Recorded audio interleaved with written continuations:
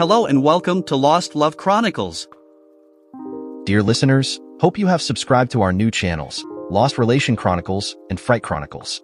If not, please do and help us with your support. The links are in the description box. Now let's start today's story. We met in a bar. We weren't there to find love. We were working. She was a waitress. I was playing in the band. I had been a professional musician for 8 years. The group I was with now, Soundwave, was the best group I had ever worked with. We were a party dance band. Old rock, new country, Motown, blues, we played everything. If the crowd was younger, we rocked out. If there was a lot of 40s plus in the crowd, we used a slower tempo with a lot of slow songs thrown in. If it was a cowboy crowd, we upped the yee-haw factor. We did whatever it took to please the crowd. Some days you're good, some days you're adequate, some days you're ashamed to take the money, and rarely, you're damn near perfect. Tonight was an almost perfect night. The band was tight, the crowd was well behaved, the sound was mixed perfectly. Musicians feed off energy like that. We talked about it after our first set and decided to take it up a notch. We had a set just for situations like this. No slow songs, no pauses between, just 45 minutes of hard, fast music. We had to work the crowd a little to get them in the mood. Although I wasn't the lead singer, I was the talker for the band. After returning to the stage, I yelled out, "You guys ready to party?" A little applause, a few yells were all we got. I looked over at the keyboard player. "I don't think they want to party, Al. We must have a bunch of lightweights here tonight." He nodded and played a few bars of slow, mournful organ. "Let's try this again. Y'all want to party?" They got a little louder. "What? Did you bring your mamas? Don't you want to have a good time?" "We do." Much louder. They were starting to get into it. "That more like it. We're not going to stop for 45 minutes. Think you can keep up?" Now they were crowding the floor. I loved giving. Alcohol fueled people a challenge. "Tell you what, if 3 couples can keep up, we'll give them each a band t-shirt and a bar t-shirt." I held up a shirt. It was a picture of a donkey with the logo. We danced our butt off to Soundwave. It was always a crowd pleaser. "All right, here we go. Time to run with the big dogs. If you can't keep up, just lay on the porch and growl. 2, 3, 4-inch. We started up with an old southern rock song, Flirtin' with Disaster, by Molly Hatchet. Fast, loud with double lead guitars, shifting smoothly into Should I Stay or Should I Go, by The Clash. Then just to confuse them, straight into Too Proud to Beg, the Rolling Stones version. By now we were about 16 minutes in and had them sweating. We really threw them for a loop when we went to Cotton Eye Joe. After 30 minutes, there were about 6 couples who had been on the floor continually. Only 1 couple made the whole set, and they looked like they were going to have heart attacks. We gave them their shirts, and the owner comped their drinks for the rest of the night. We threw shirts and bar vouchers randomly into the crowd. Everybody thinks that 15 to 20-minute breaks between sets is to give the band a rest. We appreciate it, but the real reason is to sell more drinks without yelling over the music. There was over 400 people there, with just 5 waitresses and 2 bartenders. They were being worked to death. The owner had a huge smile on his face. This was our first time there, and I was sure we would be back. We did 2 more sets. We slowed down during the last set. It's better to send them out feeling mellow than wired up. After the last set was over, I teased the crowd one more time. "Want to hear one more?" There was a lot of hell yes and go for it. "Well, you have to ask the boss. Buy another drink. That'll get him in a good mood." I had pre-approved this with the owner. He was all for it. Most clubs stop the music 30 to 45 minutes before last call purposely to allow the crowd to wind down. Amid the yells and the drink orders, he pretended to reluctantly give the nod. We had all gathered in the front of the stage without our instruments. Crowding around the mics, we launched into an a cappella version of the old doo-wop song Goodnight Sweetheart. It only about 2 minutes long, but they loved it and left in a good mood. It was a 3-day gig, so we didn't have to break down the amps, drums, or sound system. Hard experience had taught us to take anything small and portable with us. While we were packing up, we talked to the customers. You never knew when the guy thanking you for playing his favorite Tom Petty song might call you up to see if you were available for a company function. I had 2 other post-gig duties. If anybody wanted to talk guitars, I was the man. I gave a lot of advice, and sometimes a guy would tell me about a guitar that had been in a closet or basement for years. I would perk up. Buying, restoring, and selling vintage guitars was my hobby. Sometimes I got a good deal. Sometimes I gave restoration advice and a rough appraisal of value. Sometimes the way they were stored ruined them, but I would pick them up for parts. Deals were getting scarcer. Between the internet and collectible shows on TV, people are a lot smarter. Still, every once in a while, I got lucky. The second duty was being the designated chick magnet. All the other guys were married and in their 30s. I was 28, but we had all been around long enough to get over the "I'm gonna be a rock star and party all night" phase. If a woman hit on one of them, they started waving their wedding rings around and talking about daycare while steering them towards me. There were always a few that for some reason hadn't hooked up yet, so they headed for us. The later it got, the drunker they got, and the more aggressive they became.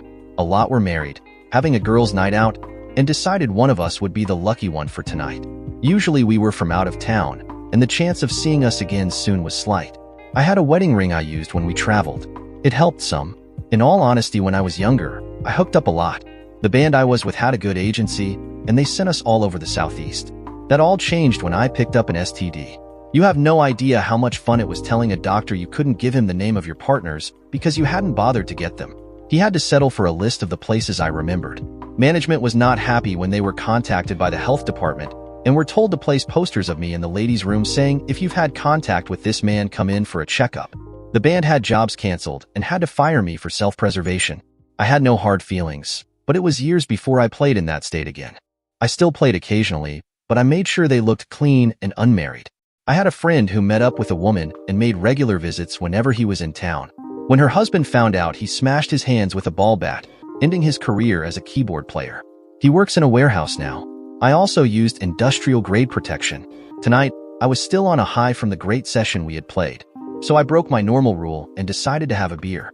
I usually didn't drink anything after a gig because I always had to drive home at 2 or 3 in the morning, and at the first bobble you were pulled. If they smelled alcohol, they made you get out of the car and do stupid human tricks. Then they brought out the breath analyzers. When you only blew a one, they usually sent you on your way after giving you a lecture. You just lost 45 minutes to an hour of your life you couldn't get back, and were even more tired when you got home. It was 5 minutes for last call, just enough time for one.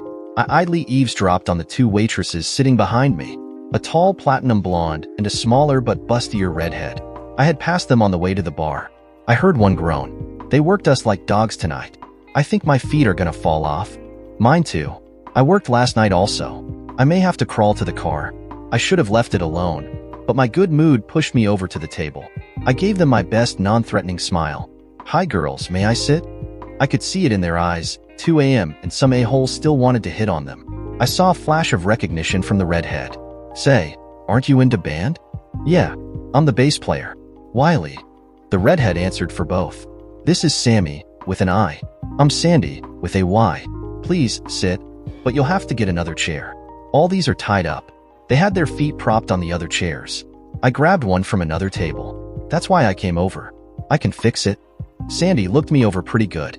"How can you fix aching feet?" "With my hands. You see before you a certified physical therapist, specializing in sports massage. I've got a diploma and a license." This was true. Music wasn't my first choice as a profession. I played at night to make money to put me through school. I had this vision of helping female tennis and volleyball players reach new heights. When I had to do my mandatory internship, I was assigned to a college football team. After massaging the legs of a 339-pound defensive lineman who was screaming to make it stop hurting right now, or he was going to give me enough bruises to require my own therapist, I decided not to give up my night job. I still keep my certification up, just in case. The blonde wasn't buying it. "A diploma? Really? Can I see it?" I stood up. I didn't care for the sarcasm. "Sure you can. It's hanging on my living room wall, 20 miles from here. Follow me, and you can look at it. But you can't stay long. I have to sleep." She had the decency to look a little embarrassed. "I will give you one piece of advice though. Lose the high heels and wear a comfortable walking shoe. It will reduce the strain a lot." I was turning to leave when Sandy asked me to wait. "The boss makes us wear them. He says it makes the men buy more drinks." I looked at their outfits. A white form-fitting scoop neck shirt and black short shorts. At the risk of sounding like a pig, dressed as you are, how many men in here tonight could tell you what kind of shoe you had on? "Let's do this. Bring a pair of walking shoes in tomorrow and stash them behind my amp. Wait until it gets busy and slip them on to see if anybody notices. At the end of the night, show the shoes to the boss." I read a paper about the negative impact high heels can have on women who stand most of the time. The doctor visits and absenteeism went down 31% in one retail giant alone. "I'll find it and print it out. Give it to him tomorrow. Good night, girls." Sandy pleaded. "Please stay. I'm in pain. Do what you can to help, but I swear, If I find out you're a pervert with a foot fetish, a double will accidentally get dumped on your mixing board tomorrow. I sat back down and gently took her foot in my hand. Please don't do that. It's exactly where we want it. I better do a good job so I don't lose a $3,400 piece of equipment. Hold still. Massage is alignment. If the muscle is properly aligned to the tendon and the tendons are safely aligned to the bone, then the pain should go away. 2 days of running around in high heels on a concrete floors had her feet in terrible condition. At first she whimpered. 3 minutes later she was sighing, and 5 minutes after that she was moaning lightly. Another 5, and it was time to change feet. I placed her foot gently back in the chair and waited for her to change positions so I could get to the other foot. By now, all the waitresses were gathered around our table. Sammy nudged Sandy. Honey, wake up. He still has to do your other foot. She shook herself and turned a bright red. What did you do to me? I think I had a climax. The room echoed with laughter while I tried to tell her I hadn't massaged that part of her body. The end result was me giving a foot massage to all 5 waitresses and the female bartender. The girls nagged me to do the male bartender in the interest of fairness. He was married to the oldest waitress. I looked at her and she said, please. As I worked on him, I noticed the girls talking to Linda. After a minute, she nodded yes, and the girls crowded around Mike. I had his foot up, and he was half reclining on the chair, so he couldn't really move. If he moved his head, he would hit someone, and the girls were talking trash to him. Telling him Linda talked about what a great lover he was, how good his stamina was, how well endowed she said he was. Whoa, massage over. Linda, he's all yours.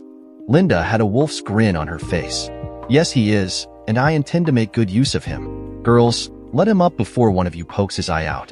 Come on, honey, give me the keys. I don't think there's enough blood in your head right now to fire more than 3 brain cells. Let me drive. Let me get you home. Between both massages, I think we need to relieve a little tension. The girls followed them to the door, whispering and nibbling in his ear. They wouldn't need to turn on headlights for a mile or so. Mike's glowing face would light the way. By now it was 3:30 and the cleaning crew was arriving. I thanked them all for a great night and was leaving when Sandy announced that we were all going to breakfast at Denny's. They were going to treat me to breakfast, and to make sure I showed, one of them would ride with me. My everyday car is a Chrysler minivan. It was functional. If I had to carry equipment, I could take the seats out. If I needed to carry band members, I put the seats back in. Right now it was in equipment mode, with the seats out. It got kind of embarrassing when I realized Sandy and Sammy wanted to ride with me, and everybody else had left. They decided to share the front seat. It was only 5 blocks. When we got a booth, Sandy ended up on one side of me and Sammy on the other. They never offered to change places with any of the others. We had a great time at breakfast, but soon it was time to go. I thanked them for breakfast and they all kissed my cheek except Sandy, who gave me a brief but very satisfying kiss on the lips. For some reason, Sammy seemed pissed. I got home at 8, 5 hours later than usual. I crashed and burned almost immediately. I didn't wake up until 4:30. After a shower and my second breakfast in 10 hours, I felt much better. Such is the life of a musician. We all met 2 hours early at the bar to set up some new equipment and rehearse a couple of the newer numbers. The waitresses were already there, and there was a pile of bags behind my amp. At odd times, the girls would come up and give me a hug and a kiss. Each would tell me how well they slept thanks to me. It was driving the rest of the band crazy. Jimmy, our drummer, couldn't take it anymore. All right, Wiley, spill it. I know you didn't get home until after 8 this morning. My wife saw you pull in when she took the kids to school. All the waitresses have been all over you. Which one did you get your hands on? I kept a straight face when I told them I had my hands on all of them. All of them? Yes, all of them, even Mike. He was last, but he didn't last long. Linda had to take him home. He was too drained to drive. I didn't know it, but Linda was behind the amp slipping into her sneakers and heard the whole thing. Just before we started playing, Mike brought me a Coke. He kissed me on the cheek, and before anybody could speak, he said, "Thanks for last night. I know I couldn't hold still for long, but it was great. Maybe tonight you could finish me? I'll make sure the girls behave.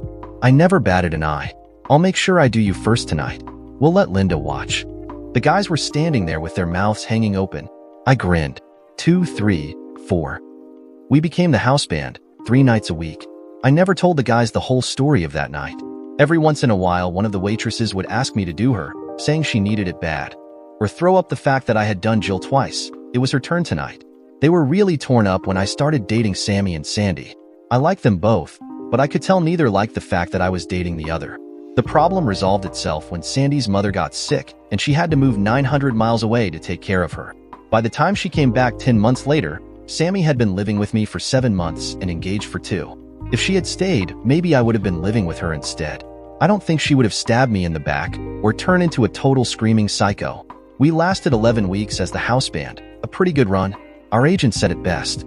House bands are like strippers. Once they get used to your face, they get bored. While we were there, I got close to Sandy and Sammy as friends.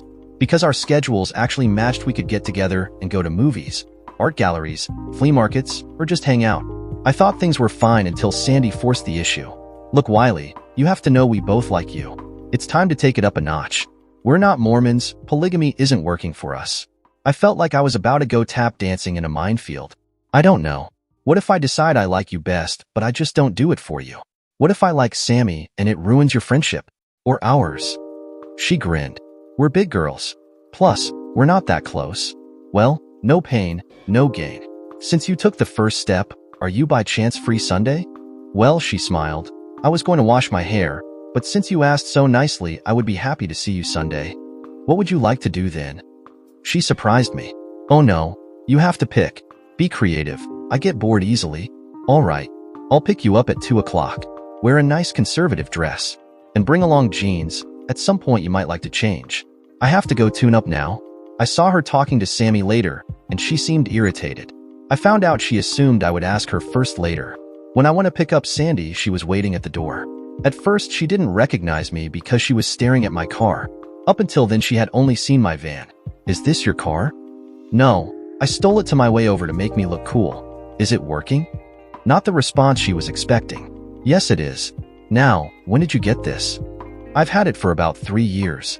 It was my 1969 Mach 1. It had the original 351 Cleveland engine, rebuilt. Loud glass-pack mufflers, a Holley dual-line 784-barrel carb, rebuilt 3-speed transmission with a short throw shifter. It would bark the tires in first and second. I had no idea what the top end was. I always chicken out about 110. No airbags. What set mine apart from all the other 1969 Mach 1's foot in the world was the paint job. It was a light blue, Carolina blue to be exact. And where the others had a black hood scoop, mine was pearl white. I can hear the purists out there screaming. When I got it, it was dark blue. Possibly the ugliest stock color Ford ever had. It was heavily damaged on the driver's side. By the time the bodywork was done, I had already decided the paint scheme. I had seen one similar on a 1967 Chevelle and was impressed. My paint and body man asked about the color, and when I told him what I wanted, he almost paled. Not stock, he said. No, he argued, then stalled trying to change my mind. After 2 weeks, I told him a wrecker would be coming tomorrow to take it to another paint shop. He had it finished in a week. As little as I paid for it, I felt like I was stealing it. After the bodywork, paint, and mechanical work, I had just under 9,000 in it. It had 6,000 miles on the rebuild. How do you like my dress? It was a muted print with a knee-length hemline. If you were going for school teacher sexy, you nailed it. You look great. I walked her to the car and opened the door for her. She seemed surprised. I'm kind of old-fashioned. If you don't want me to open doors or pull out chairs, tell me now. No, I like it. I'm just not used to it. So, where are we going? No. Surprise, remember? We drove at a nice conservative pace. At no time did I go over 15 miles above the speed limit. By the look on her face when we pulled into the church parking lot, I think my surprise worked. A church? Really? I could tell she wanted to ask more as she gave me her hand getting out of the car. You'll see, I said. It was a performance of music from the 15th and 16th century, in period dress and using traditional instruments. It was mostly hymns, with ballads and the odd drinking song. Cleaned up lyrically, of course. The performers were from the local college music department. I think she enjoyed at least part of it. It is an acquired taste. Afterward, we didn't talk much because of the crowd. I knew most of the performers and many in the audience, so I was constantly being greeted. We were separated for a few minutes, but I quickly moved back to her. She changed into jeans and a tee in the church office, by permission, of course. We didn't talk much in the car, but she did hold my hand, as much as possible with a straight drive.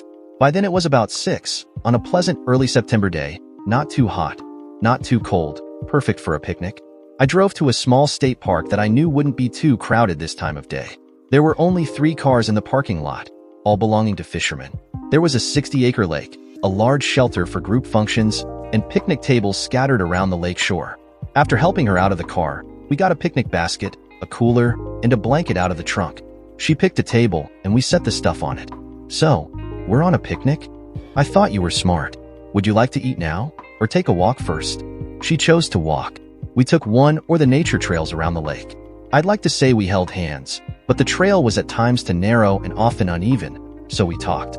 She would stop to look at the lake, or some tree or flower that took her interest. We made approving noises when an old man proudly showed us the 2 small mouthbass he had caught. After we make the circle back to the picnic area, I laid out our dinner, not letting her help. Chicken salad with walnuts and chopped red grapes, a loaf of French bread, potato salad dressed with sour cream, fresh tarragon and chives, and a galette, a rustic pie made with fresh winesap apples for dessert, bottled water, and a nice Zinfandel for later. She did slice the bread while I laid out the plates and silverware. There were only 2 of us and I hated plasticware. We sat side by side on the blanket spread on the seat. Sandy must have missed lunch. She ate 2 sandwiches, a large serving of potato salad, and a small piece of the pie. When she finished the first piece, she got another. Didn't want to hurt my feelings, I guess. Where did you get lunch? She asked as I uncorked the wine. I made it. Really? Yes, really. It always irked me that women thought that if you are a man you couldn't turn on an oven or read directions. If you lived alone, you either learned to cook or lived a pretty dull life gastronomically. And my mother made sure both her boys knew how to cook. Sipping wine, she giggled. Sorry, I just have a hard time picturing you in an apron. You should see it. It says, kiss me or get food poisoning. She snorted into her wine. Later, as we were repacking the basket, she asked how I knew so many people at the church. I went to school with some, have played with some, and I'm a member. Really? Is that your favorite expression? Sorry, I just have a hard time picturing you in church. I should probably stop now and describe myself. 6 feet tall, about 180 pounds. I go to the gym about twice a week to maintain my weight. Musicians aren't the healthiest of eaters and decided early on I didn't want to be the fat one in the band. Male pattern baldness started hitting hard around 25, a legacy from both grandfathers. I didn't want to be addicted to Rogaine for the rest of my life, so I buzzed my long hair down to a 1/4 inch and grew a handlebar mustache and a long pointed goatee. Naturally brown. At odd times I've dyed it black, red, blonde, even purple and green. Hey, bass players are supposed to be eccentric, right? Jimmy, the drummer, hated it when I dyed it red. He said he felt like he was playing with the devil. Can you guess how I dressed when we played Halloween parties? I promised her I would take her with me sometime and that we would sit in the front pew. I opened the car door, but she stopped me. This has been a really great day. Only one thing could make it better. I fell right into it. What would that be? Can I drive home? Now, I like my car, but I'm not fanatical about it. I do have another car beside the van, but only one other person will ever drive it. And I hadn't met her yet. Do you know how to drive a stick? She just smiled and held out her hand for the keys. Then she gave me a kiss. It felt great. She wasn't too bad.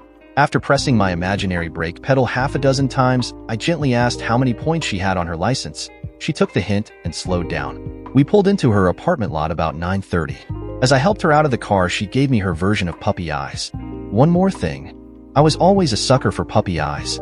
What would you like, honey? It was the first term of endearment I had used, and it brought a large smile. I'm not much of a cook. Can I have the leftovers? I carried the cooler to the door for her.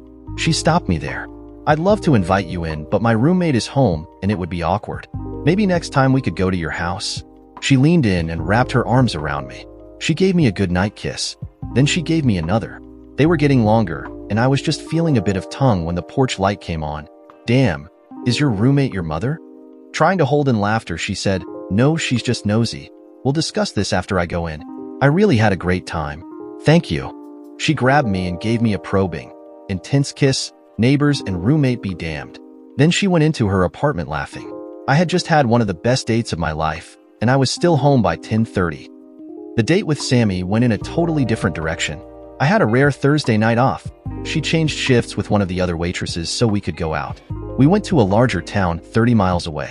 There was a new dance club she heard good things about. She was disappointed when I showed up in the van. Where's your hot car? It's at home under cover. It wasn't. I had it stored somewhere else. I wanted to ride in it. It looks so cool. We can go get it. But if we do, we have to change plans. I don't know what kind of area this club is in. I heard it was in an old warehouse. Warehouse districts aren't too secure. Plus, it will be in a crowded parking lot where people will be less than vigilant because of alcohol. I know a great jazz club if you would like to go there. I could see the gears turning. Hot car or hot club? She went with the club. We went to a sushi restaurant, her choice. I'm not a fan, but it wasn't bad. She had 3 cups of sake. She had the beginnings of a buzz before we got to the club. It was about what I expected. An old warehouse with very little decor. It was dirty and drafty. The tables were cheap, the bar barely functional, and the sound system was about 3 times as powerful as it needed to be for the size of the building. As a general rule, I don't like DJs. Every time someone hires one, I feel like we lost the job, but this guy was pretty good. Ever hear the old expression, "This is about 5 minutes away from being 5 minutes ago"? I figure this place was in its 3rd minute. That's why places like this don't spend a lot of money on decor or long-term leases. They know they're just one buzzword away from extinction. So they jack up the drink prices and slip the reviewers a little something to keep their name on their lips and ride it until it falls over. Then they fade away only to pop up in a month or 2 somewhere else. If I sound disillusioned, I'm not. It's just the way it is. We quickly hooked up with George and Lynn, a couple we knew from the bar. I liked Lynn, but George seemed a little oily. We got a table and ordered drinks. When the music started, she grabbed me, and we spent the next 30 minutes on the floor. Surprisingly, most musicians aren't good dancers. Too busy playing to learn, I guess. I could dance fairly well, but had exhausted all my moves quickly. I dragged her off the floor to take a break and get something to drink. $7 for a Coke. Sammy was swaying in her chair. George was bouncing in his chair. Lynn and I were just trying to catch our breath. Lynn looked at me and said, "Should we turn them loose for a bit?" I thought about it. This could be a test. If Sammy goes onto the floor without my input, any relationship we could have would be over instantly.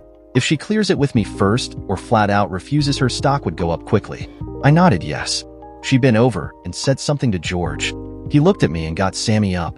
At first she refused and then looked at me. "Do you mind?" "Not if it's just dancing." She leaned over and gave me a quick kiss. "I knew you had potential." Off she went. They danced twice, and then a slow song started. He reached for her, but she stopped him and came back to me. "Come on, babe, let's get close." And we did. She molded her body into mine, and we swayed to the music. She didn't exactly grind on me, but made sure no dead space got between us. We danced a few more fast numbers, and then she took a break. She held my hand while we sat. Some guy we didn't know came over and asked her to dance. She just held my hand tighter and didn't say a thing. He got the hint and left. We danced until 2. She danced a couple more times with George, and when neither of us wanted to, she grabbed Lynn and hauled her onto the floor. I like to watch her dance, swinging and swaying, body parts shooting off in all directions, only to be snapped back to center at the last minute. I found her outfit interesting. Bright red short shorts, a yellow scoop neck form-fitting top, and red 3-inch heels. It looked a lot like a brighter version of what she wore to work. I asked her about it a couple months later, and she said she was used to it, and didn't it make her look hot? Couldn't argue with that. We went to a nearby IHOP for coffee. Lynn and George joined us, and George invited us over to party. Both Lynn and Sam looked disgusted. We declined. On the way home, she thanked me for allowing her to dance with George. "I'm glad you're not one of those jealous guys." "I am a bit of a jealous guy, but you gave me no reason to be. You asked me if it was okay first, and stayed where I could see you. When that guy asked you without clearing it with me, and you shot him down. I trust you because you give me no reason not to. The first time you do otherwise, we'll stop dating. Life's too short." I was giving her a message, and she got it. I walked her to her door at 4 a.m. The goodnight kisses started slow but got steamier. At the end, I was sure she was trying to verify that my tonsils had been removed with her tongue. Then the porch light flipped on. She drew back. "Bitch," she hissed. "Payback." I laughed. That's right, they were roommates. I didn't know it until I asked Sammy out and asked where to pick her up, and she said, "You were just there yesterday. Have you already forgotten?" "You mean you and Sandy are living together?" I would say roommates. Living together takes on a whole new meaning. They both assured me they were comfortable with it, but I had my doubts. I wasn't. It was kind of creepy kissing a girl goodnight, while the girl you were kissing yesterday could be watching you through the blinds. This couldn't go on much longer, and it came to a head about a month later. Sandy was on my couch.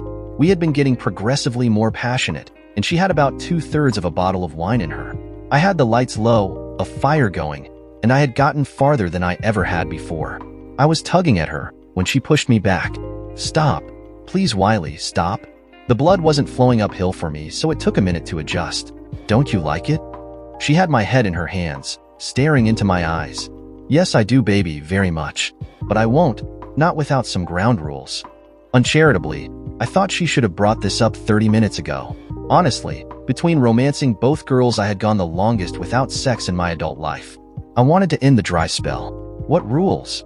She had the decency to close her top and motion me to sit beside her. Wiley, by now you must know I'm half in love with you, maybe more than half. You're the sweetest, most considerate man I've ever been with. Most guys would have given up on me by now. If you want me, I'm yours. But it has to be just me, understand? And I know about your past. Some of the guys from the other bands that play my club have talked. As heartless as it sounds, if you choose me, I'll want a clean bill of health from you, understand? Well, it was what it was. Sometimes history can bite you in the butt. Please don't answer me now. Think about it hard. Just know if you're sure, I'll be worth the wait.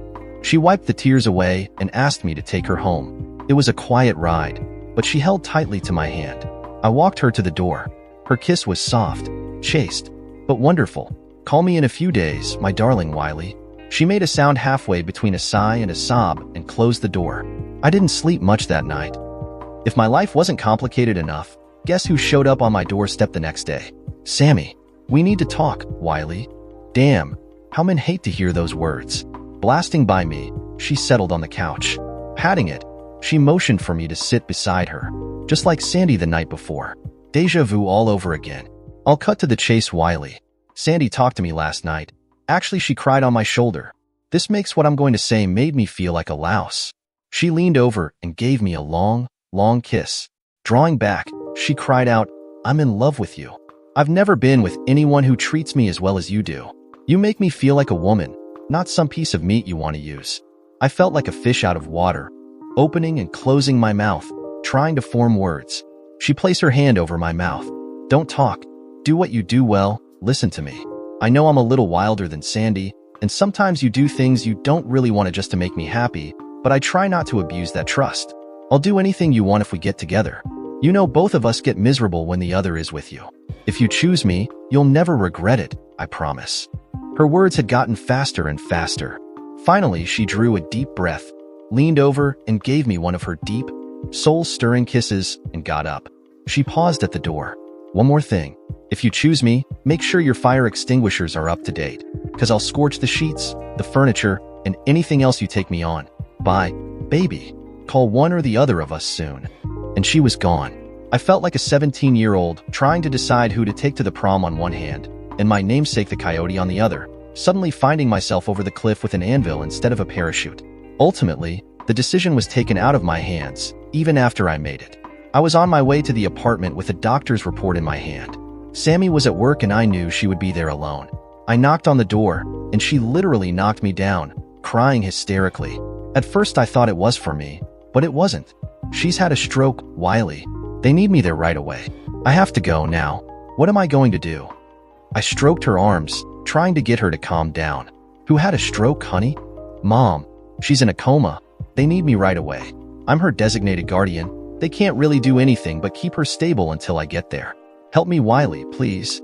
She had told me she was an only child, raised by her mother. I knew they were close. She talked to her at least twice a week, sometimes more. Hush, baby. First thing you need to do is pack. I'll call and get you a ticket while you're doing that, then I'll take you to the airport. Her mom lived 900 miles away. Sandy hadn't been home in a year. Even with good tips, bar waitresses don't make that much.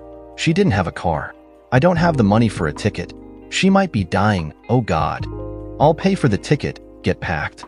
Instead of arguing, she just turned and went into her room. I called. They had a flight leaving in an hour. We could just make it. I booked the ticket. Hurry, you've got less than an hour. It wasn't neat, but we got her packed and to the airport with 10 minutes to spare. Not much time. As we drove, I asked if she had any money on her. She hadn't even thought of that. We didn't have time to stop at an ATM, so I gave her what I had in my pocket, about $600. I can't take this much. Yes, you can. You don't know what you're going to run into. You can give it back when you return. I've made a decision, Sandy. She stopped me. Don't tell me now. I need to deal with Mom. I don't know how long I'll be gone. I'll call you when I can. But, please honey, not now. I have to go. I need to tell you I love you. I really love you. She gave me a hard kiss and went through the lines. I didn't know it at the time, but it was the last lover's kiss I would ever get from her. The band was booked for a month in advance. I could have gotten one of my friends between bands to take my place, but Sandy told me to not come. Her mom was in a coma and there was nothing I could do. I asked if she had anyone was with her, and she said John and Carrie were helping her. We told each other, "I love you," every phone call. It made me good to hear her say it, but when I started talking about the future, she would shut me down. Plenty of time later, she would say. After 6 weeks, I could hear her getting distant, quiet. She didn't talk long, and the last 2 times when I said I love you, she just said bye. Enough was enough. I got a buddy to cover and drove out to see her. I took my time and was there in 2 days. I went straight to the hospital and asked for her. I told the nurse we were engaged. She gave me an odd look. She told me she hadn't been in to see her mother in 2 days and wouldn't give me an address. Apparently being engaged. I called Sandy. She answered on the 3rd ring. "Hi, babe, how's your mom?" Still the same. I sit by her every day waiting for a change. I'm starting to lose hope. Are you there now? Yes, right here beside her. Ever hook a string and have it start unraveling? I felt like someone just pulled my string. Well, good news. I got some time off and I'm on my way to see you. You don't need to come, Wiley. There's nothing you can do here. Her voice was a bit off. I could be with you. I miss you. Besides, I'm about 45 minutes away. I'll see you soon. I hung up before she could form a response. I went down to the lobby to wait. It was a small regional hospital and I felt sure she would come in the front entrance. About 30 minutes later, I saw an SUV pull up to the entrance. I could clearly see Sandy in the passenger seat. She opened the door to get out, then leaned in and gave the driver a long, hard kiss. It was not a friend kiss. She ruffled his hair and turned to go in. By then I was standing right behind her. She turned with a smile on her face. The smile faded when she saw me. "How long have you been here?" "About 90 minutes. "Oh, that's it. Oh, you didn't want me to come and see you. When I get here, you're not and lie about it. I was standing right outside your mother's room when I called you. What's going on?" And I saw the kiss. "Let's go in and talk. Maybe get some coffee." I wasn't going back into that hospital. "No, I'm fine right here. Get right to it. Am I in your life or not? No excuses, no explanations. Just the truth. Do we have a future or not? Yes or no will do." She had the decency to look sad. "I didn't want you to find out like this. I didn't mean." I shut her off. "I'll take that as a no. Goodbye, Sandy." I heard her running after me. I turned and held up my hand. "John or Carrie?" She hung her head.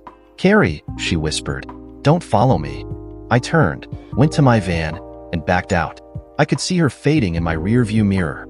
And that was how the first toxic twin screwed me over. I did something I never do. I turned off the radio, disconnected the iPod, and listened to the sound of silence. Music was and is my life. We all have a personal soundtrack to our lives. We're almost always within listening distance of a radio, CD, iPod, some guy in the park with a slightly out-of-tune guitar, or a live band. A song will start playing and you think, that's what was playing at my sister's wedding, my uncle's funeral, while I lost my virginity, or when she dumped me, when I found out I was going to be a father, etc. Music and memories are so intertwined we take them for granted. We don't have to watch or focus on anything. All we have to do is let the music wash over us. And just this minute, I wanted to be one of the unwashed masses. I didn't want to remember any song that would remind me of Sandy's betrayal. Too much respect for the music. I learned how women could betray you at an early age, and my mother taught the lesson. I was 13, had been playing the guitar for 2 years, and had a habit of sneaking into my parents' room when they weren't around to listen to their records. They had a killer stereo and excellent headphones. I would kick off my shoes, pick the albums, load the turntable and lie back. I would carefully straighten the bed and put everything back exactly, but I think they knew. It was a Saturday morning in June. I was listening to the Beatles, In My Life, off the Rubber Soul album I think, when my grandmother burst into the room, yelling at the top of her lungs. She had been calling for me, but I didn't hear her because of the headphones. She was crying. I knew something was wrong. She was a strong woman. The only time I saw her cry was when my grandfather died. So I scrambled up. "Wiley, why didn't you answer the phone?" "Never mind. Come with me right now." "Gram, what's wrong? Why are you crying? Is something wrong with Dad?" I assumed it was my dad.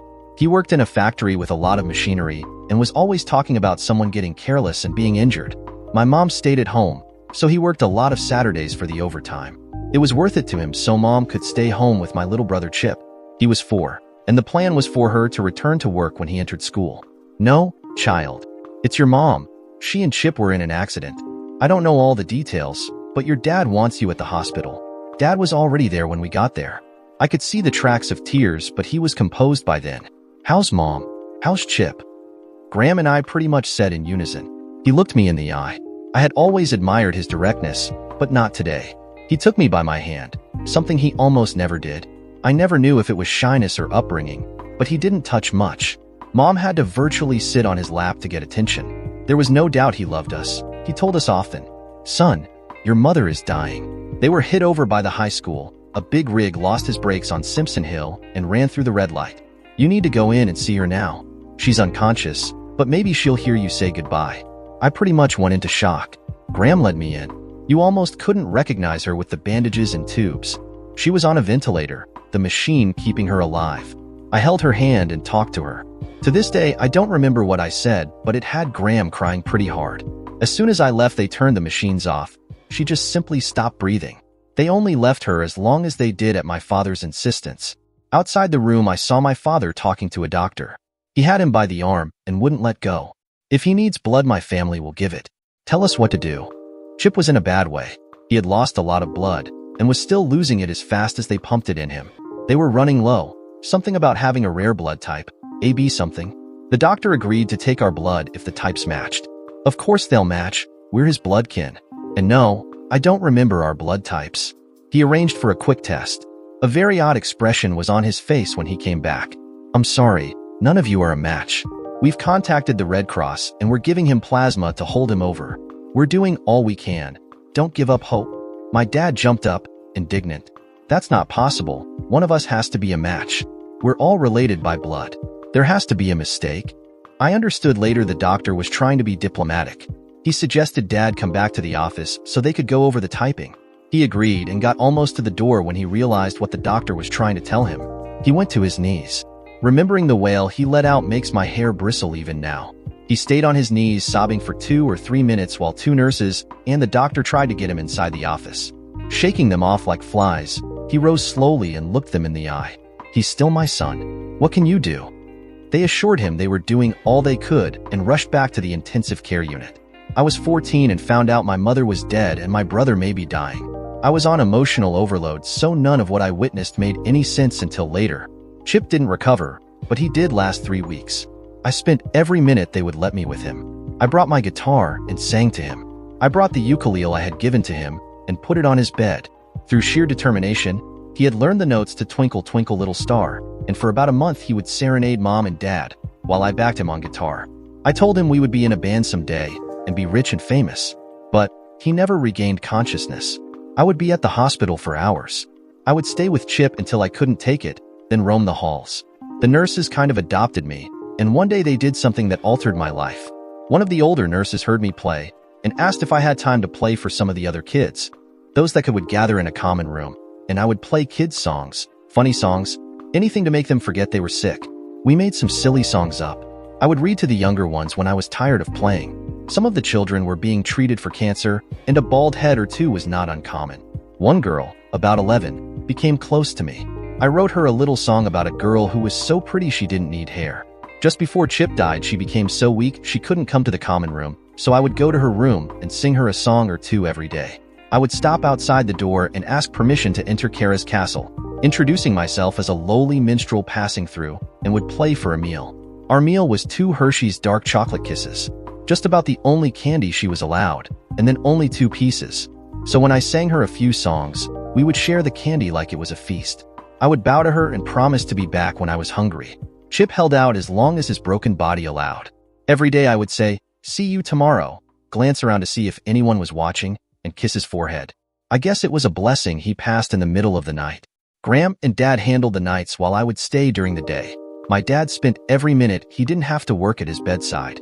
Graham spent as much time consoling Dad as she did watching Chip. He was buried beside my mom. We were devastated.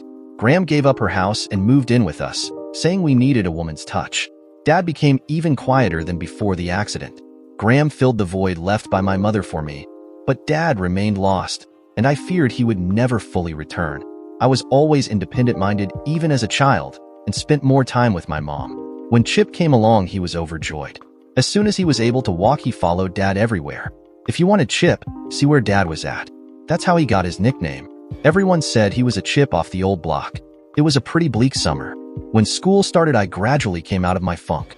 Everything was going pretty good until about 3 weeks into my freshman biology class, we began to examine genetics. The teacher did a class on blood types when the partially heard exchanges between my dad and the doctors gelled in my head.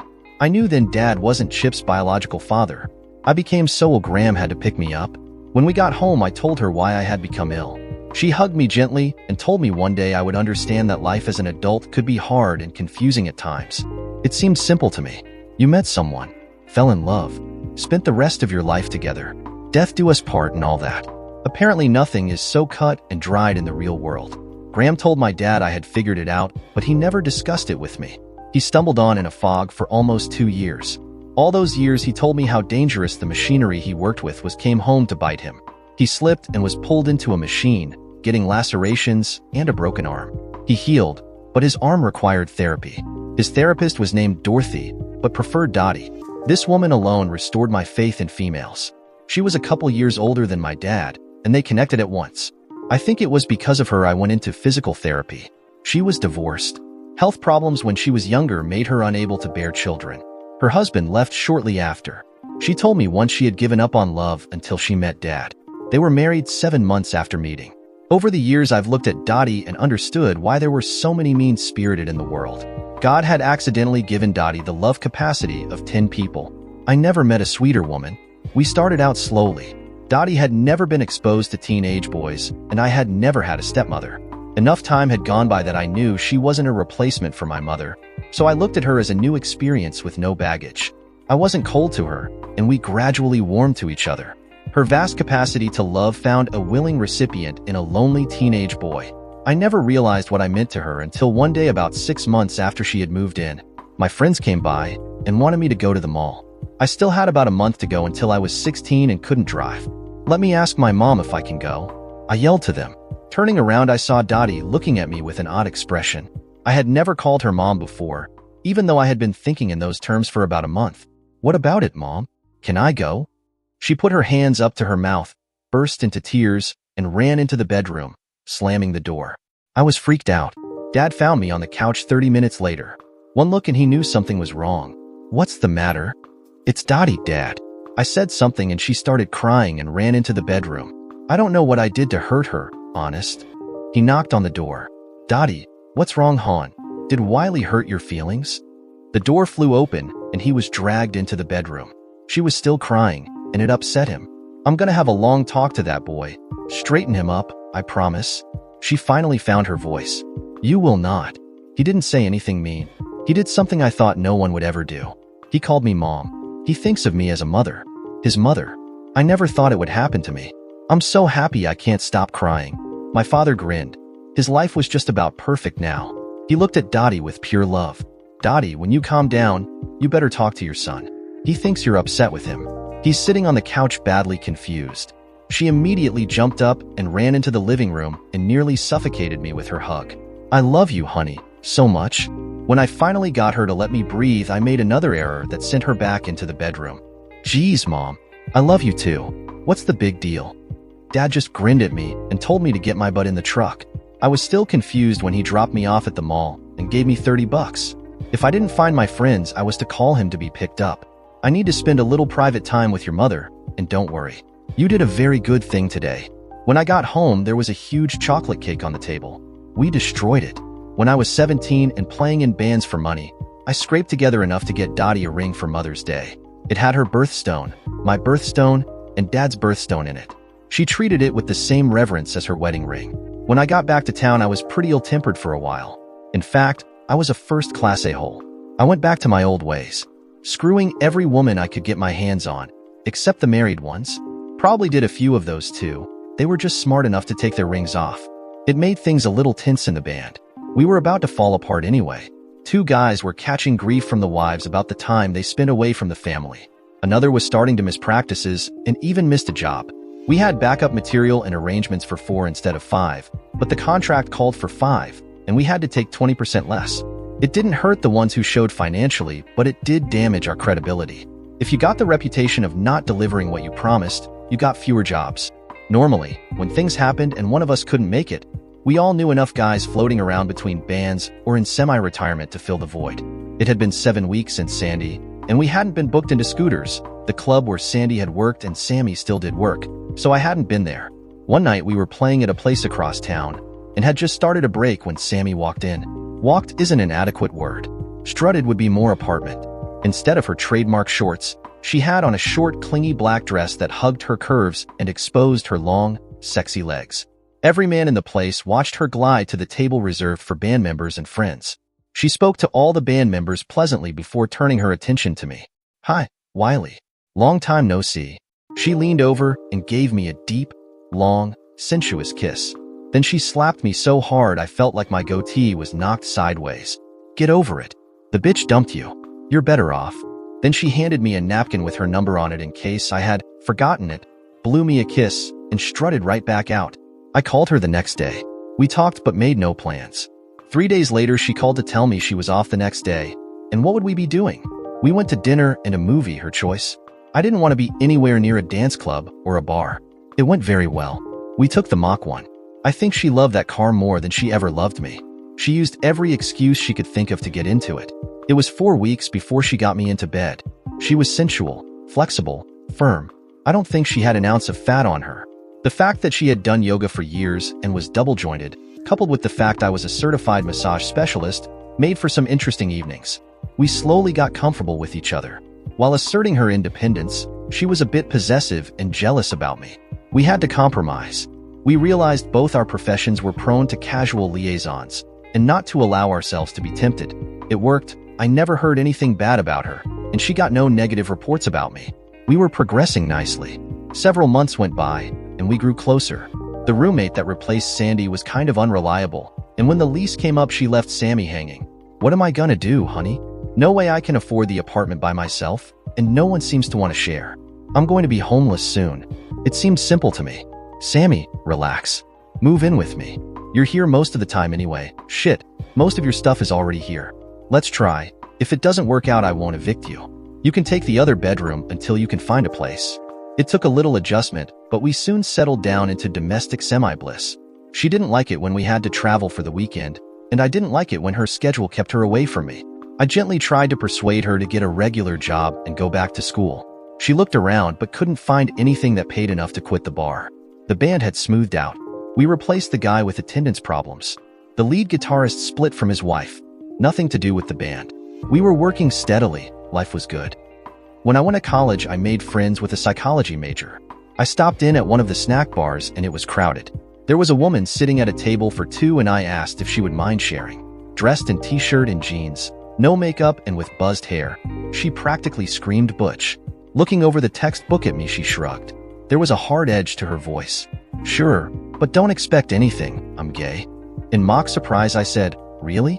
Damn, I was already thinking of names for our kids. It wasn't what she was expecting. She didn't know what to say for a second, then grinned. Sorry to break your heart, but if my girlfriend and I ever need a surrogate, I'll look you up. I'm Angie. Wiley, I said, extended my hand and pulling it back in mock pain after we shook. I looked at her textbook. Sometimes a cigar is just a cigar, I quoted. Freud. I'm impressed. She looked at mine. The knee bone connected to the thigh bone connected to the hip bone. Yeah, physical therapy. We had a nice friendship. She was gay and I was a musician. Go figure. She had to interview someone and create a psychological profile for a class project. She chose me. It was a little irritating at first to have someone follow me around to watch my interactions, but she soon faded to the background.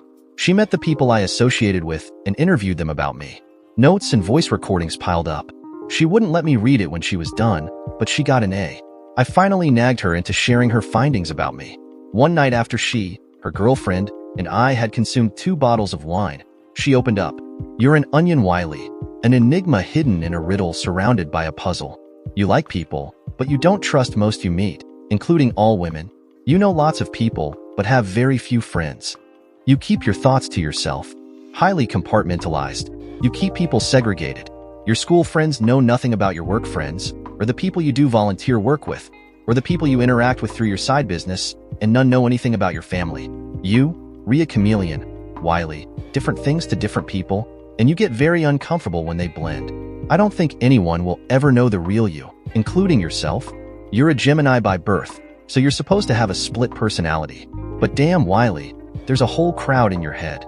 It's one of the reasons I like to hang out with you. I never know who's coming to the party. If it's any consolation, only highly intelligent people tend to compartmentalize. With that speech, she passed out on the couch. Wow, compartmentalized. A fancy word for screwed up. She was right. I didn't like anyone to know too much about me. Sammy lived with me, and she had no idea what I did when I was away from her. She knew I bought and sold vintage guitars, but she had no idea how many I had or the volume of business I did. She didn't know I volunteered at the hospital. I had been doing it since I was 14, when I had been at the hospital with Chip. Most of all, she didn't know what I owned or what I was worth. I owned the house I was living in outright. The man I rented from came to me after I had been there 2 years to tell me he was retiring and moving out of state and putting all his holdings up for sale. I liked the house and the neighborhood. Most of the neighbors were middle-aged or older. Everyone, included the landlord, was afraid I would be having wild parties and be loud. The fears eased when that didn't happen, and because I was around in the daytime a lot, I ended up helping out some of the older neighbors with odds and ends when they needed me. A lot of them asked for advice in dealing with grandkids.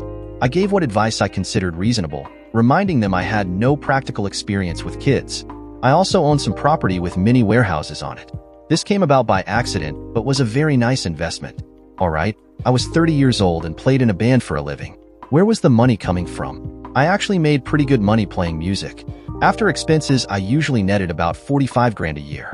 The buying and selling guitars varies widely from year to year, as high as 50,000 some years, as low as 15 others. This was a cash thing, no IRS. I got around 25,000 a year off the storage units after taxes and upkeep. So, I didn't look like much, but made more than a lot of middle management types. The seed money for all this came from my mother. She had an insurance policy for both Chip and myself, 50,000 each. It was double indemnity, and had a clause that if either one of us happened to pass away at the same time, both policies went to the survivor. The big truck that hit my mom was from a national chain. They offered my dad 100,000 to settle while Chip was still alive. He was in no shape to talk to them, so that offer slid. After Chip died, they offered him 50% more. He settled for 4 times the original offer, after lawyer fees. Normally, he wouldn't have gotten so much, but the trucking firm subbed out maintenance, so both companies were on the hook. My money was in trust until I was 25, a good thing. I don't think I could have handled it at 21. At 25, it was still a pretty big temptation, but I had been living on my own since I was 19 and had a pretty good grasp of how the real world worked. The only splurge I allowed myself was to buy a bass guitar I had always wanted. Collector item, of course, a Dan Armstrong Ampeg with the clear acrylic body. Oh, and I bought my house. My accountant, a genius, incorporated me. Crazy Coyote, Limited. He instilled the habit of meticulous record keeping. I had a company card I put everything on while on the road.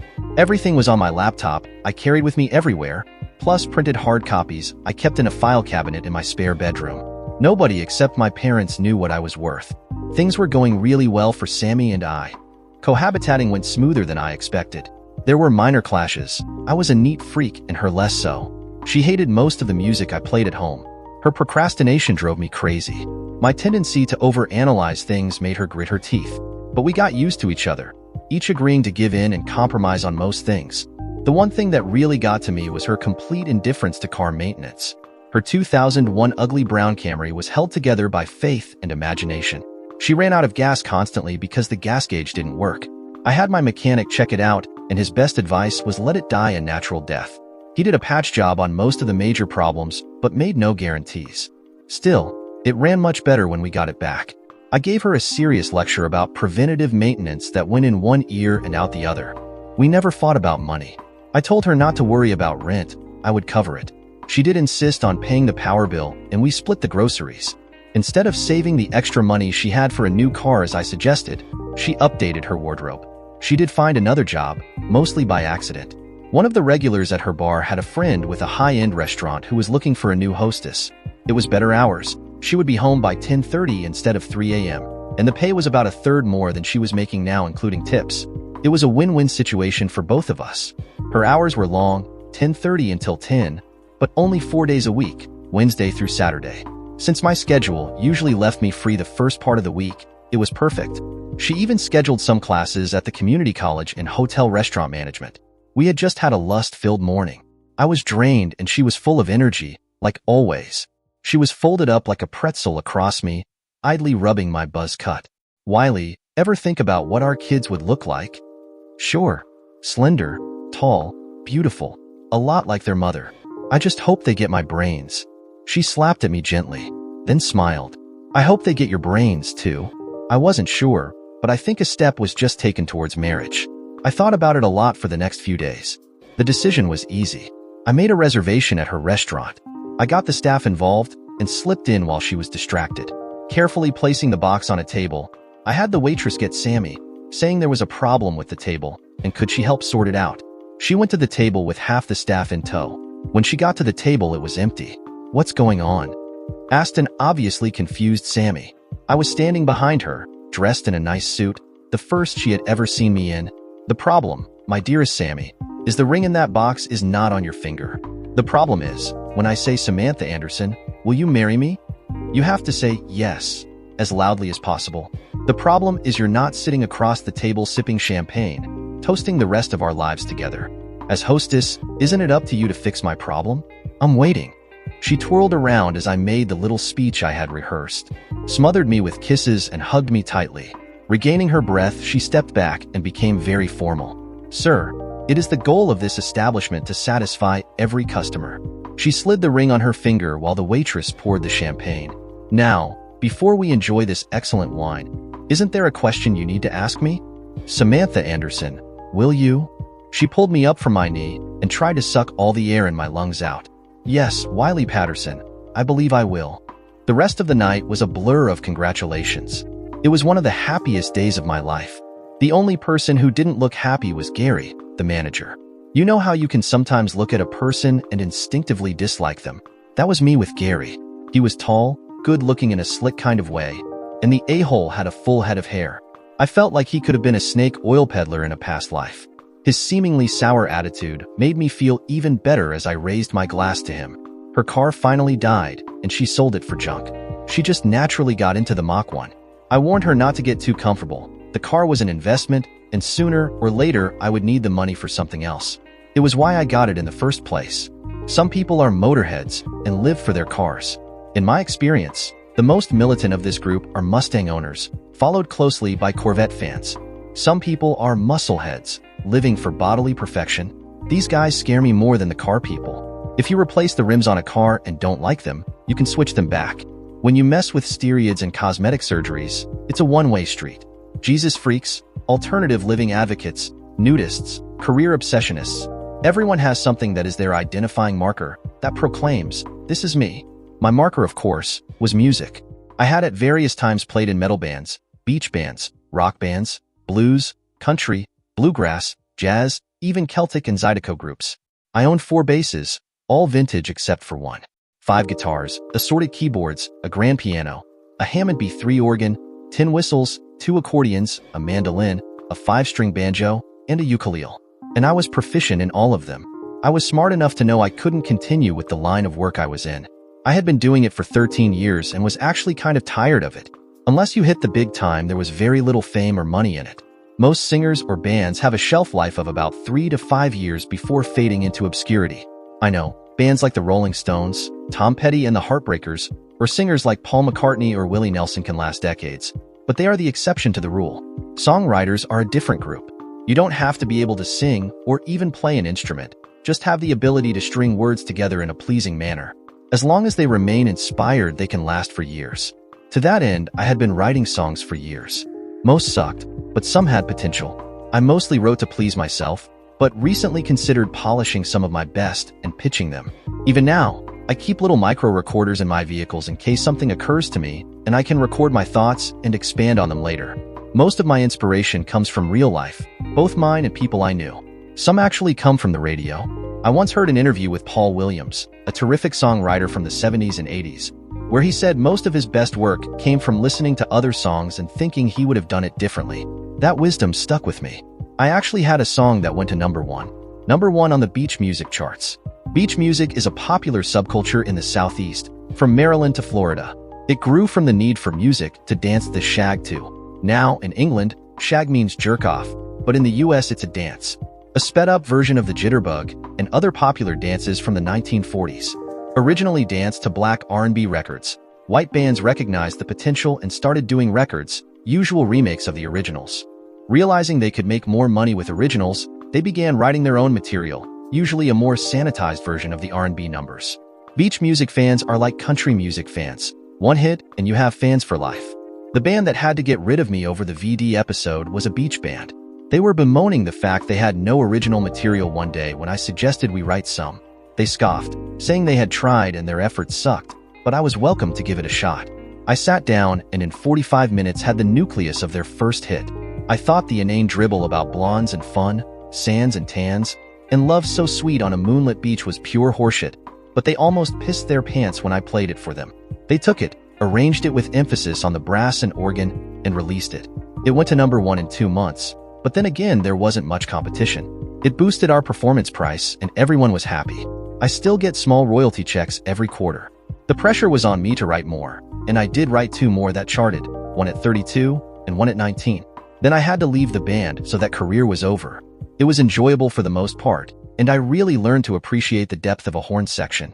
I had made tentative contacts with several labels with a demo of some of my work, but hadn't got a response when fate took a hand. We were engaged now, but hadn't set a date. I asked her if she had one in mind, and she suggested late June of early July, about 5 months away. I told her to pick a date, and I would make sure I wasn't working then. I could always get a sub. She wanted to do it between semesters. She had become quite serious about getting her degree. I was happy she was getting serious about a career. The only thing I didn't like was her relying on Gary to help her with her studies. Honey, don't get all jealous on me. He has a degree and experience in the field. Why shouldn't I use him as a resource? I love you. I'm using him. It's that simple. Those words would come back to haunt both of us. She was happily planning the wedding. Nothing over the top, just family and a few friends. The only disagreement we had was her decision to use a DJ. I stood firm. It was a professional thing. Live music or else. She capitulated, but said if they sucked I would never hear the end of it.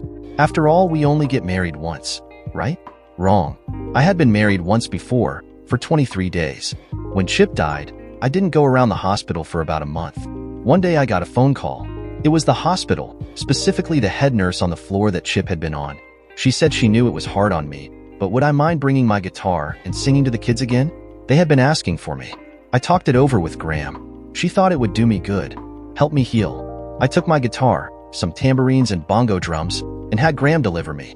The kids had a ball. We made up what we lacked in talent with volume. The hospital was in the process of adding a cancer wing while Chip was there, and they had already started accepting patients. These kids were often in the hospital for weeks, sometimes for months at a time. Some never went home. Any diversion was appreciated, and since I was close to a lot of them in age, I was well received. After the second week, I asked one of the nurses about Kara. Oh, good news, she's in remission. She still has to come in twice a month for treatments, but seems to be doing good. The next week, I bought a bag of dark chocolate kisses and asked the nurse to give them to her.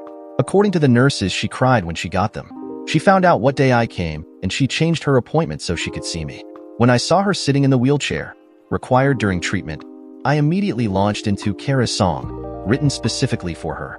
I did it in a finger-picking, folk style. As I picked the notes, I sang softly.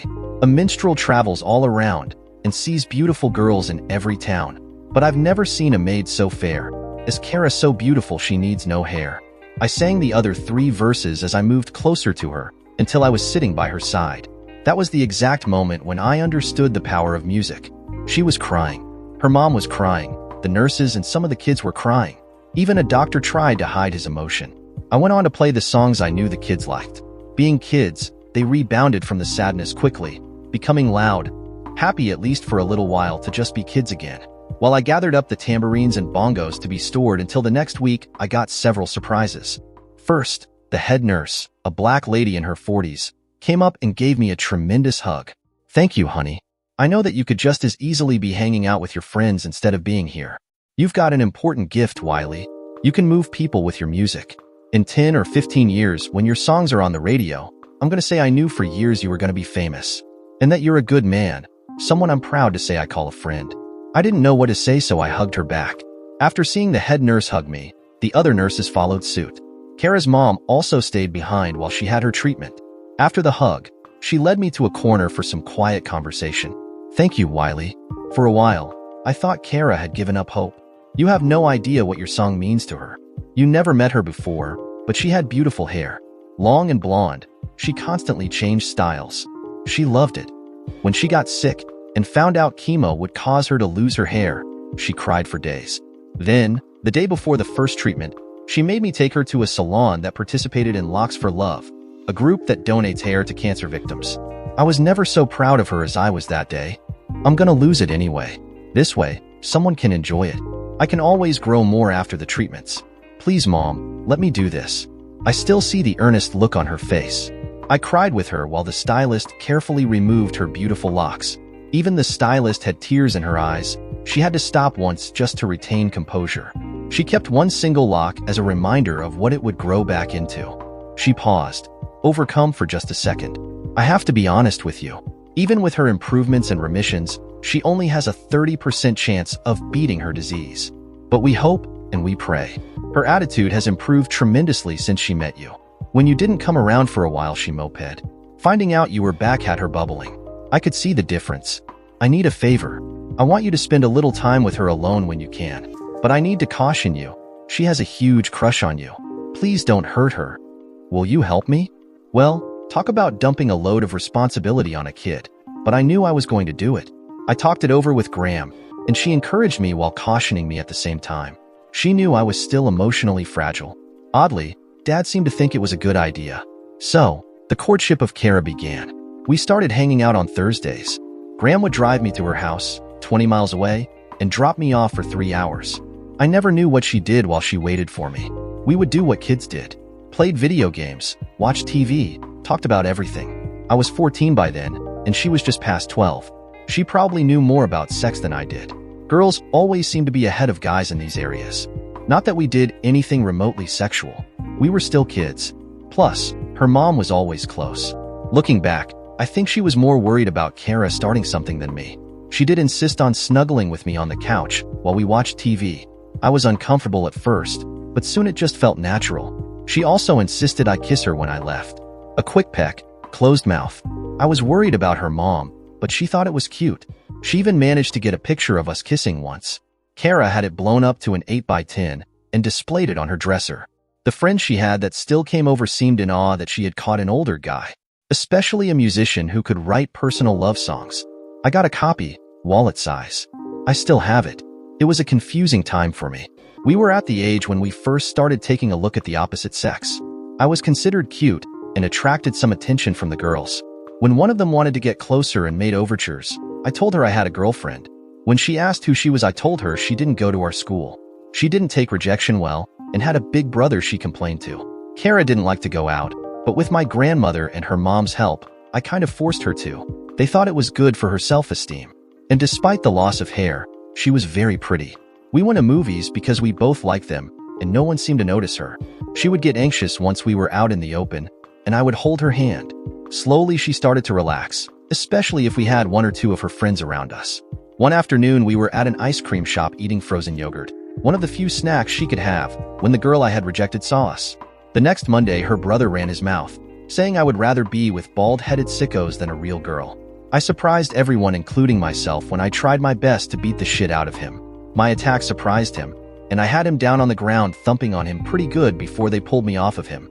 I was still enraged, and while they held me, I was screaming that if I ever heard him say another word about my girlfriend, I would rip his tongue out and shove it up his butt. He must have believed me because I never heard him say another word about me or Kara. I never told Kara, but she found out somehow. The fact that I defended her got me a lot of points. We went on like this for about 4 months when she suddenly took a turn for the worst.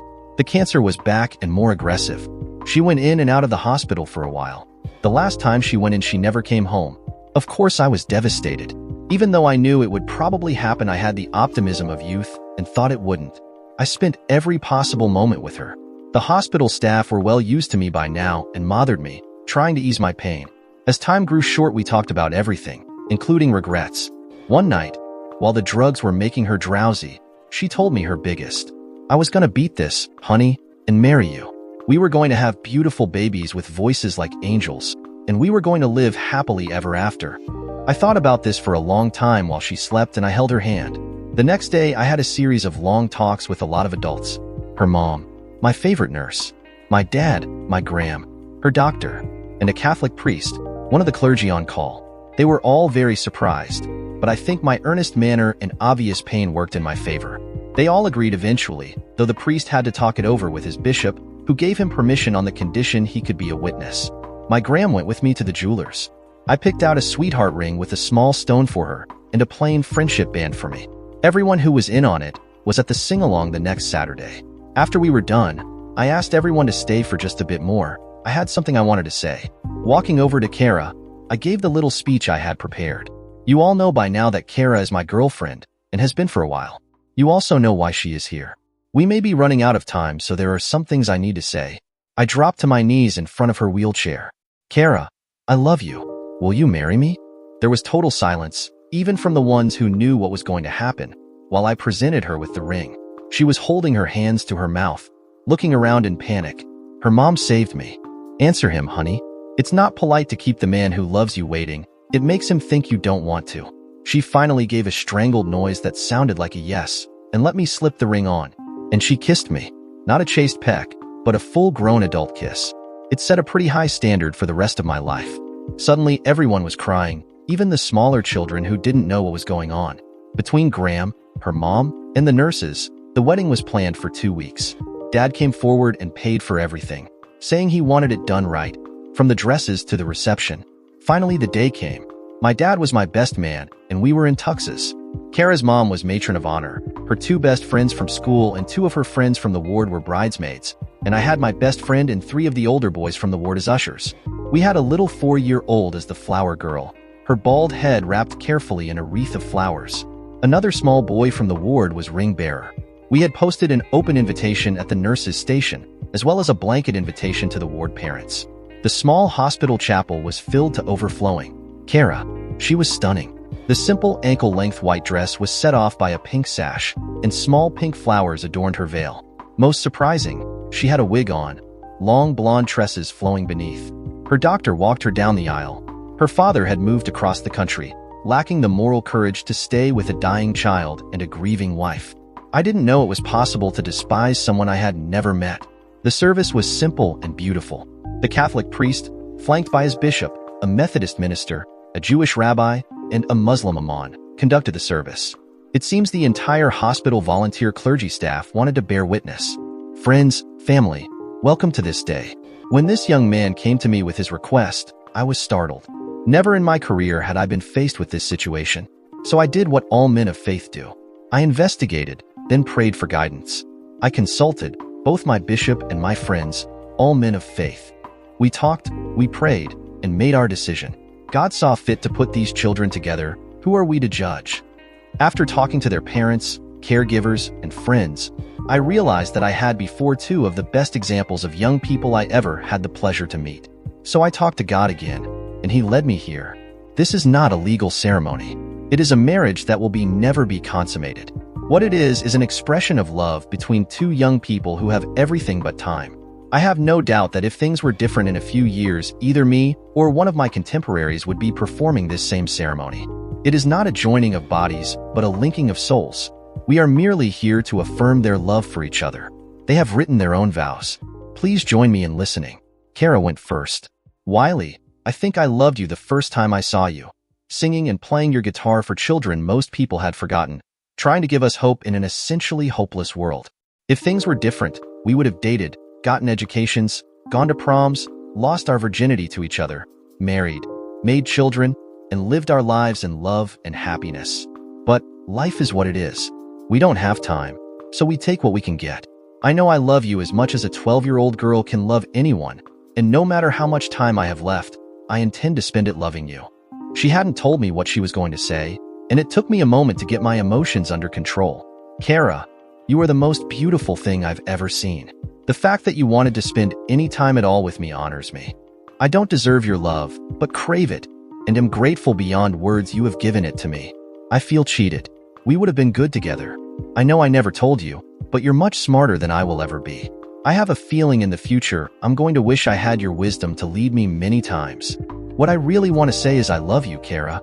No matter how many days we have left, I will love you. And I will love you for the rest of my life, no matter what. We exchanged rings, then knelt before the ministers as they prayed over us. Raising us up, the priest presented us. Friends, Let me present Wiley and Kara. Souls joined in love. Wiley, Kara, please kiss your soulmate. And we did. We had a photographer record the whole thing in an album. It resides in a fireproof safe with a video of Chip singing and Dad and Dottie's wedding pictures. We had a reception in the hospital cafeteria. Everyone had a blast. We had a DJ, and Kara and I danced the traditional first dance. I don't think I was ever as happy in my whole life as I was while I held her and swayed to the music. I danced a slow dance with her mom, while Dad did the same with Kara.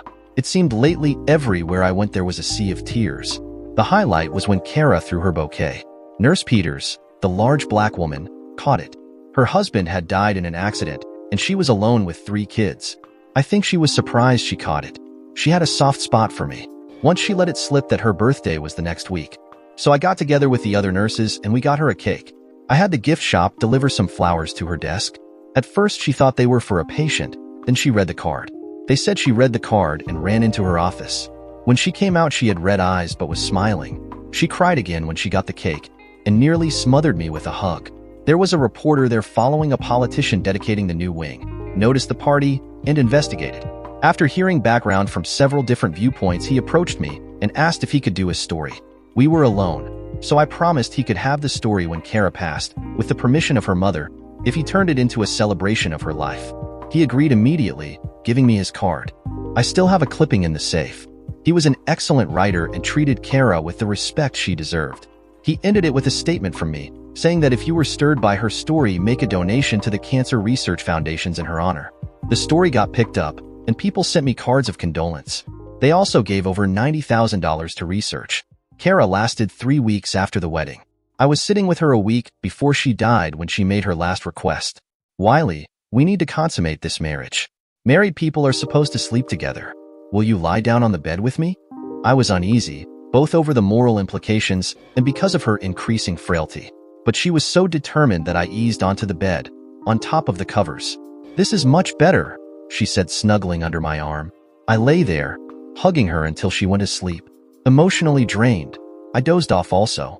I woke to see Nurse Peters standing at the door, tears falling out of her eyes. Why do people always cry when I'm around? I started to get up, but she motioned no, pulling another blanket out and covering me. She bent down and kissed my forehead, leaving without saying a word. Kara's mom woke me gently, telling me my grandmother was here to pick me up. They both had tears in their eyes. I was getting a complex.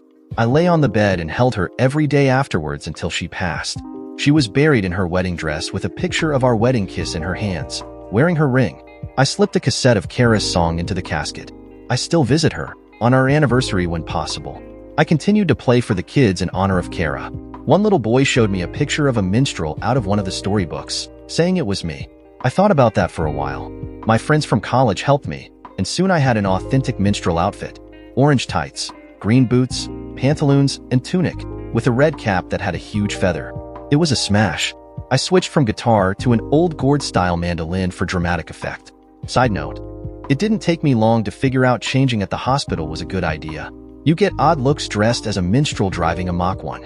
Nurse Roberts remarried about 9 months after Kara passed, to a doctor she met while doing volunteer work.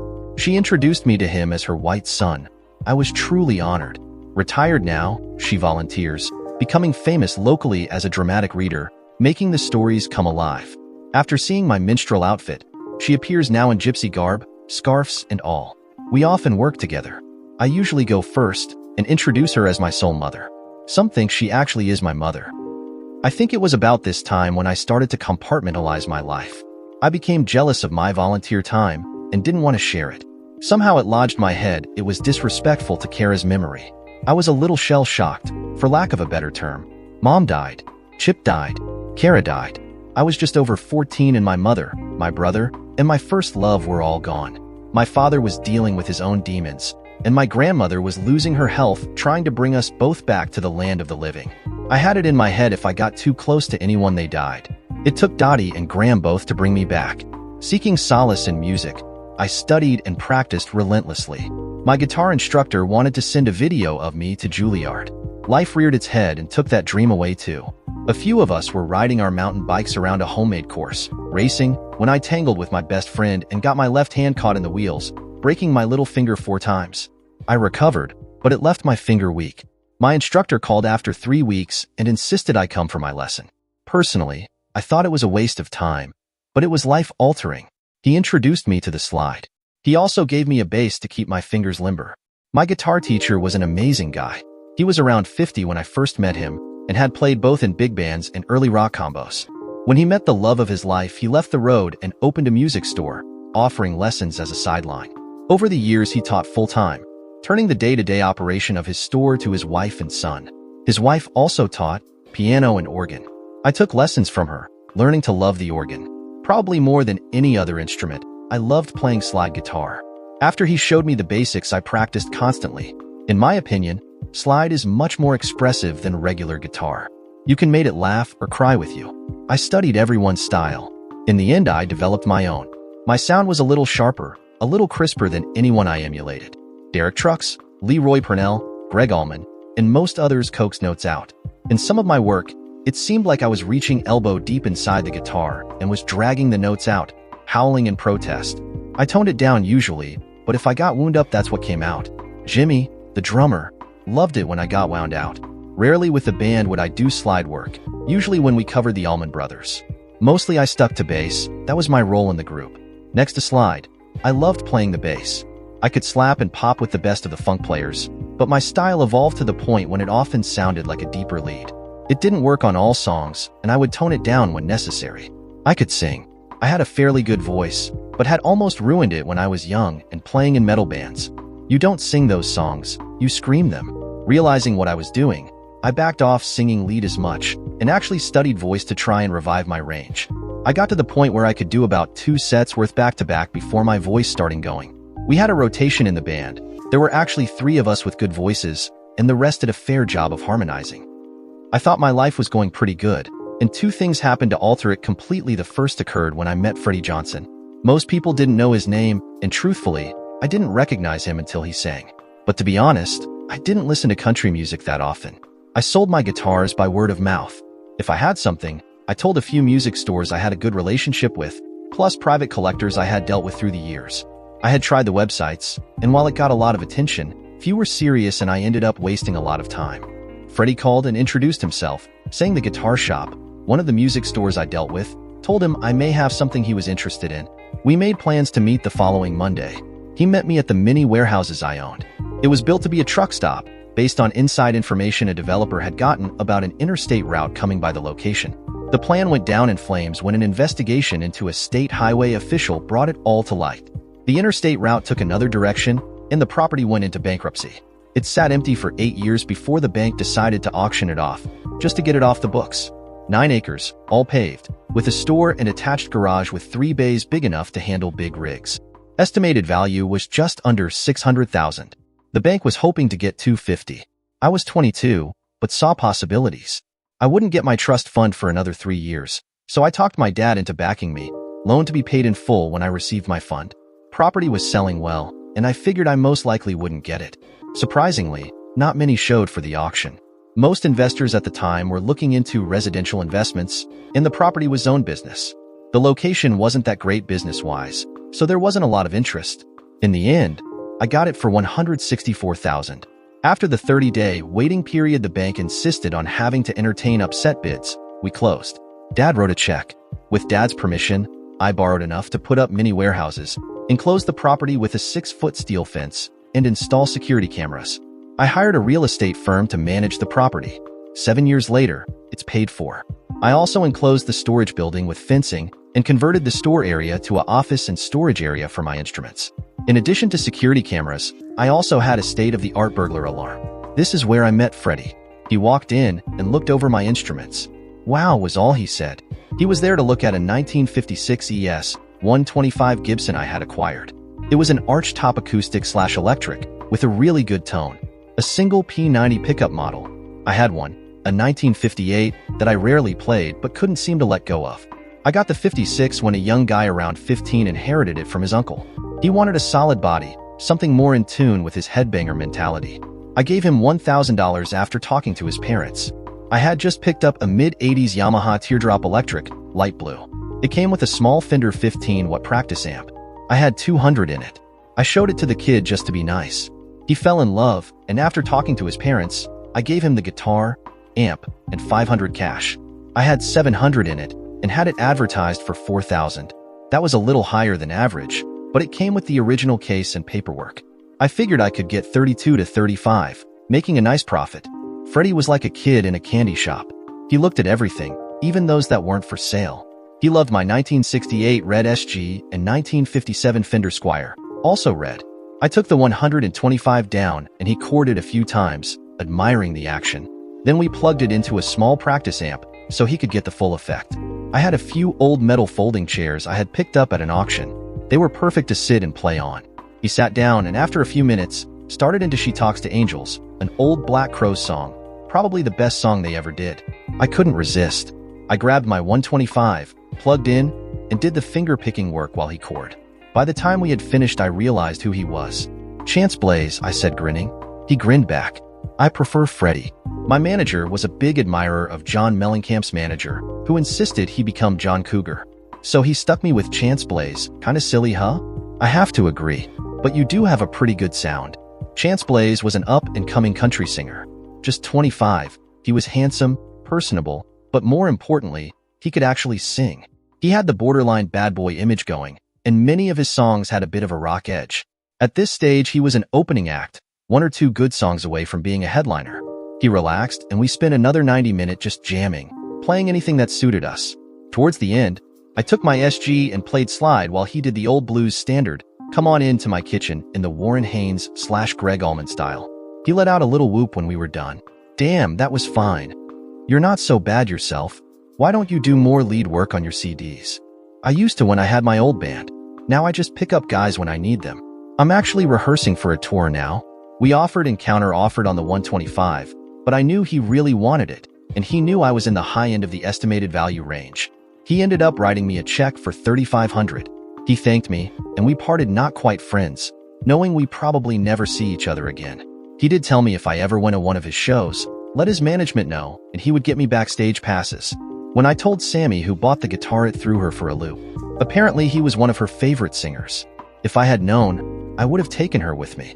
When I told her about his offer for backstage passes, she made me swear on my 61 EBO I would take her when he started his next tour. A year before I met Sammy and Sandy, I had another brush with cancer. This time it was Dottie. She was 56 and took regularly scheduled mammograms. Her latest showed some lumps in her left breast. It was cancer, malignant. They did exploratory and decided they would rather be safe than sorry. The procedure was a success, but she lost her breast. She was devastated. We hovered over Dottie until she got sick of us.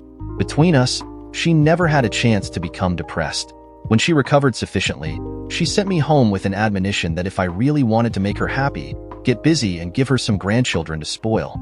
I kissed her cheek and promised I would get right on it. Thanks to my work with the kids at the hospital over the years, I became well regarded by the hospital administration. When they asked me to sit on the board of the fundraising arm of the cancer wing, I was honored. I think they recruited me knowing my background and the fact that I was in the entertainment business. They wanted to do something different this year, something ambitious. All my years in the local music scene paid off. I met Josh Wingate while Dottie was being treated. His wife was a breast cancer survivor, and they just happened to own the Downtown Music Hall, an old auditorium they had bought from the local school system when they closed a school down due to consolidation. It was what we called a ladder venue, booking acts that were working their way up, and those that had peaked and were on the way down. They had it refurbished, installed state-of-the-art lighting and sound systems, and opened. They got people whose careers were rising as well as those that were declining. It had 2 bars and could hold 3,000 people, according to the fire rating. It also had a mini Jumbotron, 12 square feet. He came on board and donated use of the hall for 3 nights in 4 months' time. It fell to me to get the musicians. I pulled in every favor I had and made promises that would haunt me for years to come. My band was a given. I told them I would pay for their time, and they laughed at me.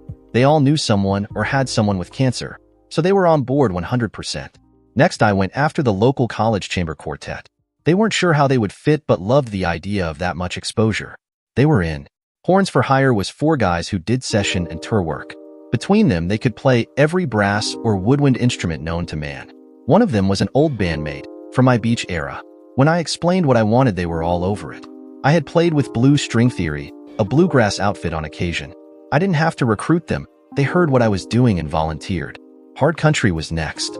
A top-of-the-line country band, They had a pretty loyal following. I played with them a few times, filling in. Occasionally I would drop in and play my Gibson lap steel on a few songs, if my band wasn't working. By now the small music scene in my area knew what was going on, and before I could make my pitch they told me yes. By then I had more than enough musicians, but kept getting volunteers. Jenny Jen was an all-girl trio whose music is best described as punk meets rockabilly. I knew Jenny from my music teacher. She was one of his last students before he retired. I actually handled a few of her lessons while he was sick. They were breaking up, Jenny was pregnant and Jen was getting married, and they wanted this to be their swan song. How could I say no? I had one more musician I was going after, and then we would start rehearsals. Moria O'Sullivan Stewart was a true Irish lass. She was only 5 feet 3 inches and 115 pounds, flaming red hair, deep green eyes that looked straight through your soul, a smile that could make angels sing, and a body that would make even the devil himself fall in lust. She was also Jimmy's sister, older by 3 years. We met when Jimmy asked me to help him move some of his stuff out of her basement. The house was large, 5 bedrooms, 4 baths, and a fully furnished basement. How many people live here? I asked Jimmy when we pulled up. Just Moira and her husband. Wow, they must be loaded. Yeah, he's some financial guru to millionaires. Every time he breathes money come in. Ever give you stock tips? Hell no. He doesn't approve of my rock and roll lifestyle, even if it is a myth. When does he think we can party? We work full-time jobs during the week and play most weekends. Hell, for us a good time is 10 hours straight sleep. We grabbed the stuff, mostly old baby furniture he was giving away to a friend. We were just about done when Moira came downstairs to say hello. I think my heart literally missed a beat the first time I saw her. I'm glad to finally meet you. Jimmy talks about you constantly. Can you really play all those instruments? I was telling her what I played while Jimmy was rummaging around in the corner, looking for the bolts to a baby crib. He pulled out an old photo album. Hey Wiley, look at this. Moria was quite the little rocker when she was young. She even had her own band. Moria squealed. Give me that. I'm sure he doesn't want to see it. I forgot it was here. It's embarrassing to believe I even looked like that. Of course, with that intro, I had to see. It was a sight. She fronted an all-girl band, 4 teenagers with spiked hair, torn jeans, and too much makeup. She was still pretty though. She looked at the photos and couldn't help but smile. We thought we were going the next generation Bangles, or Go-Go's. We didn't last a year. Jimmy joined the conversation. Don't let sis fool you. They were pretty good, especially Moira. You should hear her play. Oh Jimmy, that was a long time ago. I haven't touched a guitar in years. I thought I heard a touch of longing in her voice. Why not? I couldn't help asking. Well, for one thing, I don't own a guitar anymore. I'm sure I don't even remember how. I find that hard to believe. You'd get it back in no time if you really want it. Holding out my hand, I said, let me see your hands. She looked at me oddly. Jimmy just smiled. He had been around me long enough to understand. She slowly reached out and placed her hand in mine. I held it up, surprising her by turning it over and examining her fingers. Her hands were large, fingers long and tapered. She shyly drew it back. She was blushing slightly. Please, I've always thought my hands were unattractive. I think I shocked us all when I disagreed. I don't think so. You have a musician's hands, and that makes them beautiful. You should really start playing again. Jimmy jumped in. He's right, sis, you always smiled when you played, and I don't see you smile nearly enough anymore. Something was going on I didn't know about, and I put it down as a sibling thing. I'll think about it. It could be fun, and I could use a new hobby. The way she said it made me believe her. Well, if you need any help picking out a guitar, let us know. We could probably get you a good deal. By then my van was loaded, so we said our goodbyes and left. 2 weeks went by, and I had pretty much put Moria out of my mind when Jimmy called. Were you serious about helping sis pick out a guitar? Sure, find out when she wants to and I'll see if I can go. How about now? It was a Sunday afternoon. Sammy had to work, filling in for another girl on maternity leave. I was at my office, putting some pieces I had ordered off eBay onto a guitar I was restoring. Now's not really good. I'm at the storage buildings, working on something. He was not to be deterred. Great. We're finishing lunch now. We can be there in 30 minutes. See ya. Well, there goes my afternoon. I thought as I finished fitting the pick guard on the guitar. They must have been close because 20 minutes later Jimmy was buzzing me. I flipped the switch on the gate to let them in. Jimmy was the only true friend I had in the band, and the only one who had ever been to my office. He teased me about my security measures, but at any given time I could have $250,000 worth of equipment on hand. Not many people knew about the place, and I swore Jimmy to silence. Moira was impressed with everything. She did what everyone does, touring and inspecting, before she spoke. I've decided to buy a guitar. I went down to the music store, but the selection was pretty limited. Jimmy told me you sold guitars. Why didn't you tell me? I was uncomfortable. I didn't tell you because you were related to my friend. I didn't come to your home to make a sales pitch. Besides, most of my stuff is old. You look like a shiny new type girl to me. I don't think she took that well. A bit of her Irish temper showed. You don't know a thing about me. And for your information, I prefer age quality to new mediocrity. Now, what have you got? I pulled down a Hummingbird acoustic I had recently acquired. It had a really good sound. Not as good as my old Martin, but really nice. She frowned. Sorry, not interested. I learned to play on an electric. It's what I'm comfortable with. I laughed, and that's when she got her nickname. All right, Clapton. Let's see what I got. I saw an interview with Eric Clapton once when he talked about how it took him years to get comfortable with an acoustic because he learned on electric, and that was what he was used to. It took him a while to realize volume and tone had to be controlled by the way he played, not by the twist of a knob. He said it made him a better player. Clapton is a really good guitarist, but I never understood the Clapton is God thing that circulated early in his career. I keep getting a vision of two drunk limeys painting the phrase on a subway wall, one saying to the other, I don't know, mate. I'm pretty sure good has another O in it. Everything I showed her she didn't like. I told her that was all I had currently had for sale. If she could tell me what she wanted, I would try to find it for her. She pointed to my 57 Squire. Let me play that. I plugged it up and turned her loose. It was love at first strum, and I have to admit, it looked better in her hands than mine. She was slow and missed a few notes, but I could tell at one time her skill level was exceptional. We left her alone for a while. Jimmy wanted to see the drum kit I had picked up recently. I don't usually fool with drums, but this was an exceptional set, Ludwig, from the era when everything had to be doubled. Double snares, double toms, double basses, 15 cymbals. It was pretty impressive. I got it when I looked at a guitar to see if it was restorable. It wasn't. He had it stored in a damp basement for 22 years, exposed. The neck was warped, the body had splits and even a bit of rot. The drums, however, had been stored lovingly, in cases in the driest part of the basement. The guy asked me if I was interested in them as a possible trade. We looked them over pretty good. They had been stored as long as the guitar. They had belonged to his brother, and he told him to get rid of them. I didn't have anything I wanted to trade, but I bought them outright for $300. I could play, just barely. Jimmy was like a kid at Christmas. He started uncasing and setting up immediately. Moira came up when we were half done. I had been listening to her. Muscle memory must have held up. I could hear the improvement, even in the short time she played. I want this one. She still had it in her hands. You can't have that one. It's mine and not for sale. She didn't like being told no. Come on, everything has a price. I can afford it. My husband will just laugh and write you a check. I shot her down pretty quick. Listen to me. This guitar is not for sale. Did I say it's slow enough for you to understand? I'll look around and try to find you one like it if you want. It shouldn't take long. Or you can go on all kinds of websites and find it yourself pretty quick. She was not used to being told no was pretty obvious. She actually stamped her foot. I'll give you twice what it's worth. Please. I thought it was kind of funny. Jimmy was actually laughing. Give it up, sis. I know from experience when he says no, it really means no. He's just as stubborn and headstrong as you are.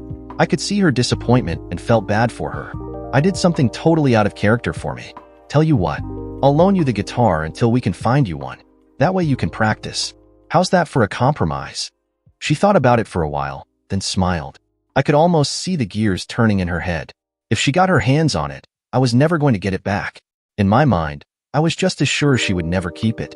All right, do you have an amp to go with it? I did, but she wasn't getting it. No, but you can pick up a little practice amp anywhere. Get Jimmy to run you by any music store. You can be playing by tonight. I expect you to take care of it. She smiled. I'll take care of it like it was mine. No, take care of it like it doesn't belong to you. And the guy who loaned it could be a real a-hole if it gets damaged. Clear? There was a little tightening around her eyes. She really did have a temper. Clear, she said, reluctantly. Great. Come on, Clapton. I'll get you the case. She practiced hard. Jimmy said he didn't think it left her hands while she was awake for days.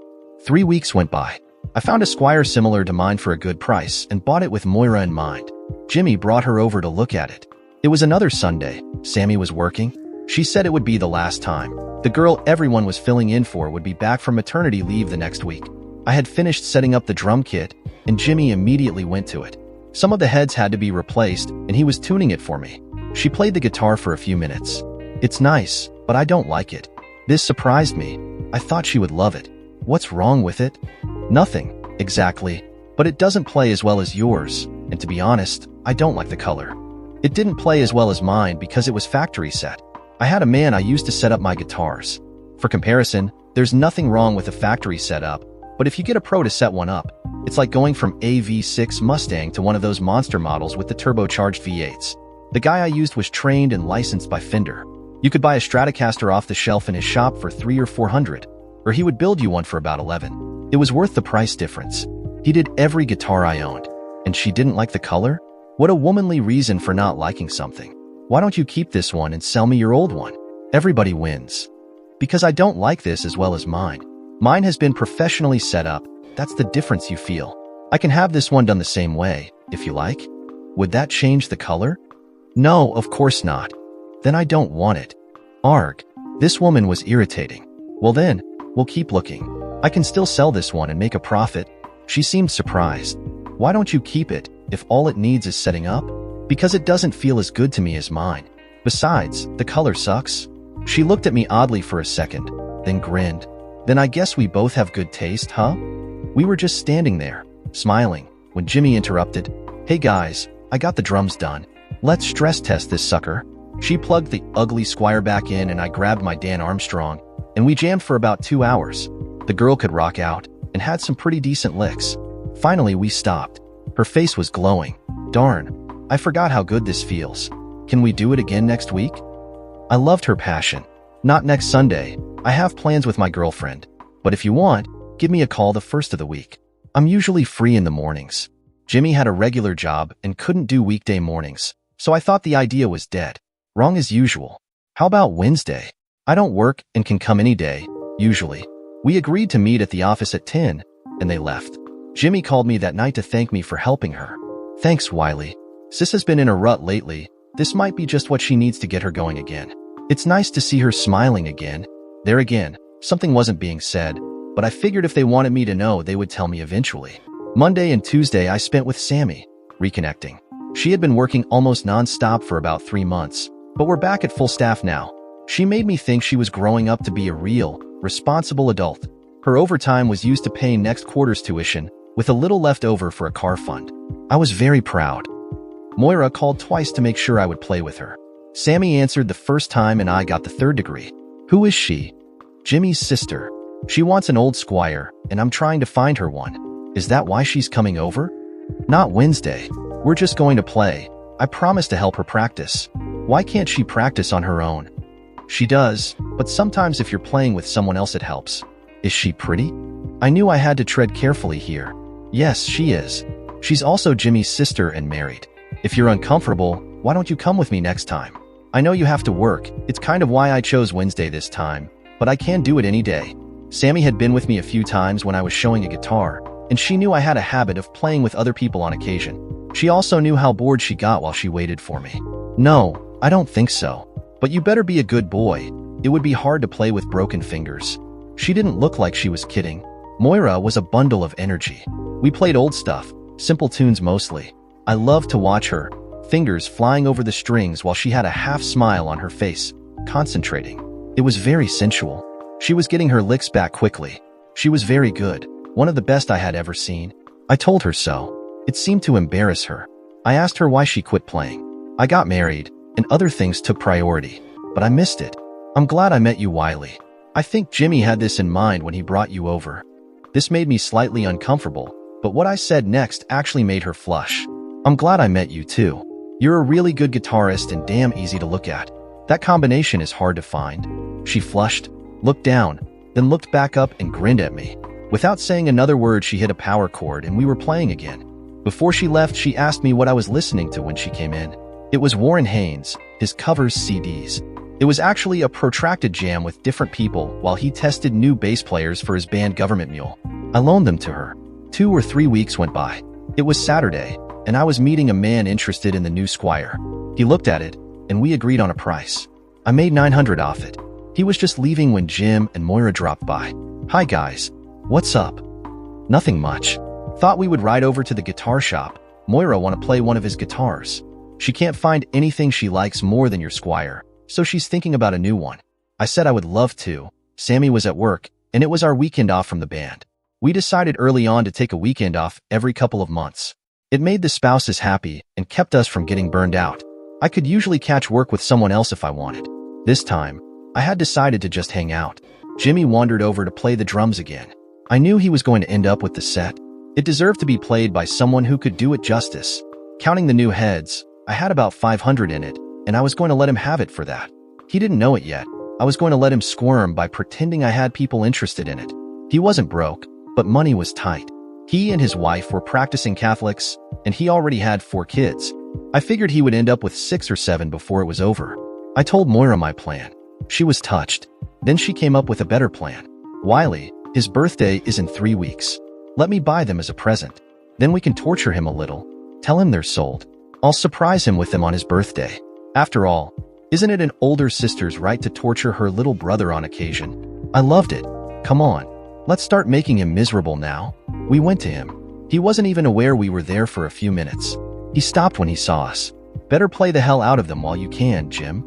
I've got someone seriously interested in them. You could see the disappointment plainly. Damn, I was hoping never mind. Someone's going to get a hell of a kid. Moira had an evil little smile on her face. Well, while they're here, let's get a little more enjoyment out of them. I want to show Wiley a new song I've learned. We plugged in, tuned up, and got ready to play. I flipped out when she started.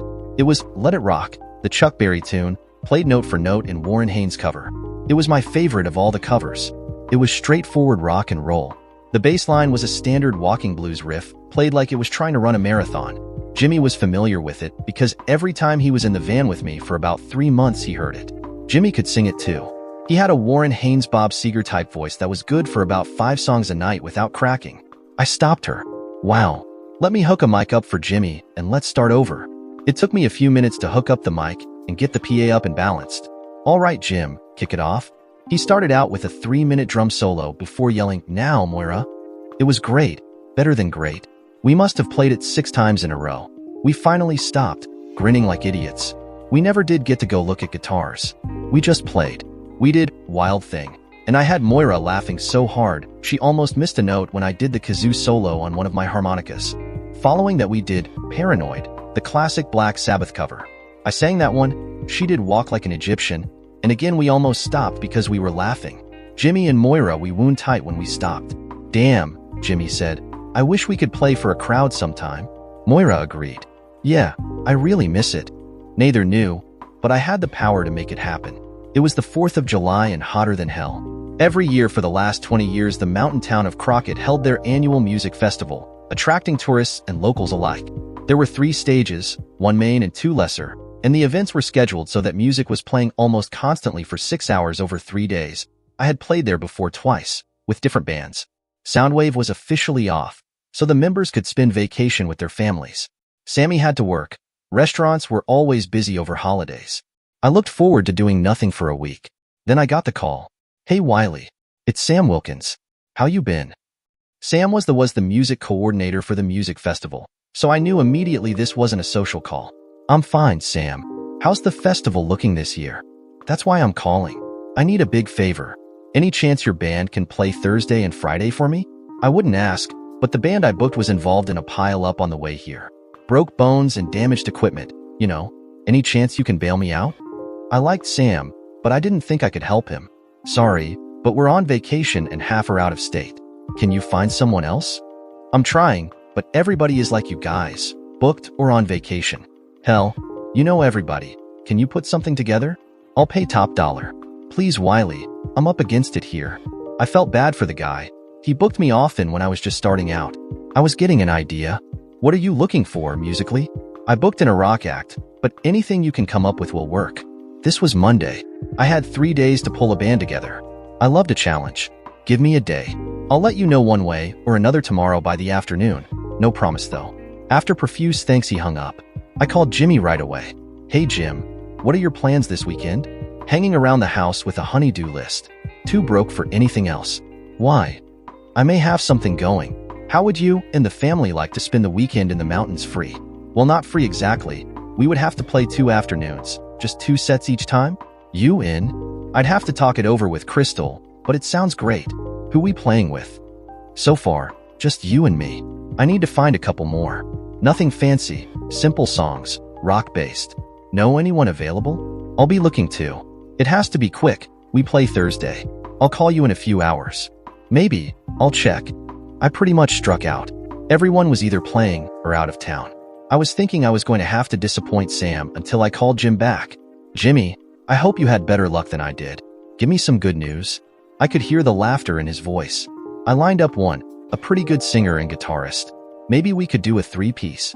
Think that would fly? Well, he's desperate. At this point I think he'll take anything. Who did you get? Moira. I was quiet for a moment. I don't know about that. It's been, 10 years since she played in front of an audience. This is a festival. It'll be a pretty big crowd. Think she can handle it? If I didn't, I wouldn't bring it up. You've never seen her perform. She can really work a crowd. All right, I'll make the call. Sam was happy. A 3-piece would be fine. I told him he would have to include lodging, of course. At this late date, we couldn't do it ourselves. When he asked what we needed, I told him it would be 4 adults and 4 kids. A cabin or something along that line would be nice. He called back Tuesday and had us a house, but it was 15 miles out of town. It did have a pool, though. That should make Jim's kids happy. We practiced Monday night, twice Tuesday, and once Wednesday morning. We packed and left Wednesday afternoon. Sammy was not happy, not at all. When she found out Moira was going, she almost lost it. They had met, and the mutual dislike was obvious. What? I'm working my butt off this week while you shack up in the mountains with that redhead? Bullshit. Wiley, bullshit. I didn't understand her logic. In the first place, I'll be working too. And do I need to remind you, Moira is married and we're engaged. Also, Jimmy and Crystal and their kids will be right there with us. If it bothers you, take the rest of the week off and go with me. You know I can't do that, she snapped. This is our busy time too. I have responsibilities. I'm trying to get the assistant manager position that's opening up. It took a lot of discussion, but we both recognized we were letting our careers get to us. We made up, and I promised Sammy I would keep the house another few days. She would come up Saturday night, and we would stay until Wednesday.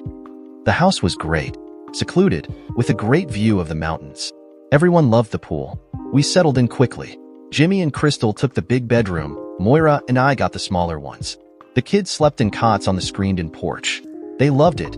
It was a big adventure to them. We expected the smallest, their 4-year-old, to sleep with Jimmy and Crystal, but she insisted she was big enough to sleep with the others. Mom and Dad had big smiles. Moira and I wondered how much sleep they would get. We grilled burgers and dogs after the kids had a chance to play in the pool. I was put in charge of the grill while they played with them. Moira had been in the house putting sodas in a cooler. It's a good thing the cooler was closed when she brought it out, or the ice would have melted. She barely had on a bikini. I looked at her and could hear Buster Poindexter singing, "Hot, hot, hot" in my brain. God, she was so beautiful. Everybody thought it was funny when I burnt the first burgers. Jimmy saved me. For God's sake, girl, put on a t-shirt before he loses consciousness from lack of blood to his brain. It's not nice to tease like that. We both blushed and she did put on a cover. After we ate, Jim and Crystal started yawning. The kids wanted to stay up and roast marshmallows. Moira and I volunteered to stay up with the kids so they could rest. They almost ran to the bedroom.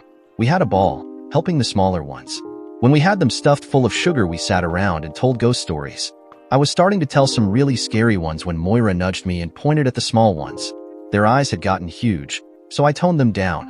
We had to get out the acoustic guitars and sing our small charges to sleep. I think we enjoyed it as much as they did. After everyone was asleep, I made coffee and we sat on the love seat, enjoying the half moon over the mountain. She was cold, so I put a blanket over her. For a while, we just sat, enjoying the quiet. I picked up my Martin, picking out melodies and snatches of songs. It matched our mood.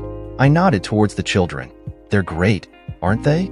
She had a slight catch in her voice when she answered. Yes, they are, but that might be the proud aunt talking. What about you? Any children in your future? I hope so, at least 2. I worry though, wondering if I will be a good parent. There was conviction in her answer. You'll make a great father. I've watched you with Jim's and others you come into contact with. You have a natural empathy. Children trust you. It's a great quality to have. Her opinion held a great deal of importance to me. What about you, Moira? ready to add a few more red-headed beauties to the world. The depth and weight of her sadness when she answered was obvious. I don't think I'll have children. I wanted to know why, of course, but a small voice in my head I had learned to trust told me to drop it. A cloud had been over the moon, but as it cleared I could swear there was tears tracks on her face. Even if it was wrong, I knew she needed a hug. Moira, I'm about to freeze. Share the blanket, please? She unwrapped and I slid underneath and snuggled her under my arm. I felt her stiffen. Jimmy, what are you doing? Trying to get warm and giving a hug to a friend I feel needs it. Okay. She sighed, leaned into me and said okay. We sat like that for a while. I could feel her shaking slightly. I knew she was crying and trying to hide it. I hugged her tighter, stroking her hair. Whatever it is, hon, let it out. I'm here for you. That broke the dam. I don't know why she was so sad, but she cried, quiet sobs that went on for a bit. Gradually, her sobs abated and turned into quiet, even breaths. She was asleep. I should have wakened her for bed, but I selfishly held her, wondering what could cause her such pain. It was odd. I was holding one of the most beautiful women I had ever seen, and I didn't have the first sexual thought. All I felt was love and compassion for someone who was becoming important to me. Sleep overcame me, and I gradually reclined on the love seat, pulling Moria with me. That's where they found us the next morning. We awoke to giggling. All the kids were watching us. Jimmy and Crystal were behind them, smirking.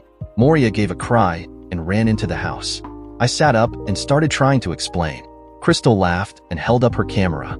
Don't try to deny it. I have proof. You were sleeping with my sister-in-law. She let me squirm and try to explain before relenting. Relax, Wiley. We know you, and we know Moria. All you did was sleep. But you should see the pictures. You two looked awfully comfortable. Like you belonged together, you know? I couldn't think of anything to say when Moira came back. She had showered and changed. No makeup, hair in a ponytail, jeans, and a t-shirt. She looked even more beautiful than before. Come on, give him a break. Wiley, go shower and get changed. Breakfast in 20. You get to wash up. It was fun. Jimmy cooked while Moira and Crystal critiqued his skills. The kids ate like they were starving. I lost count of pancakes that came off the griddle.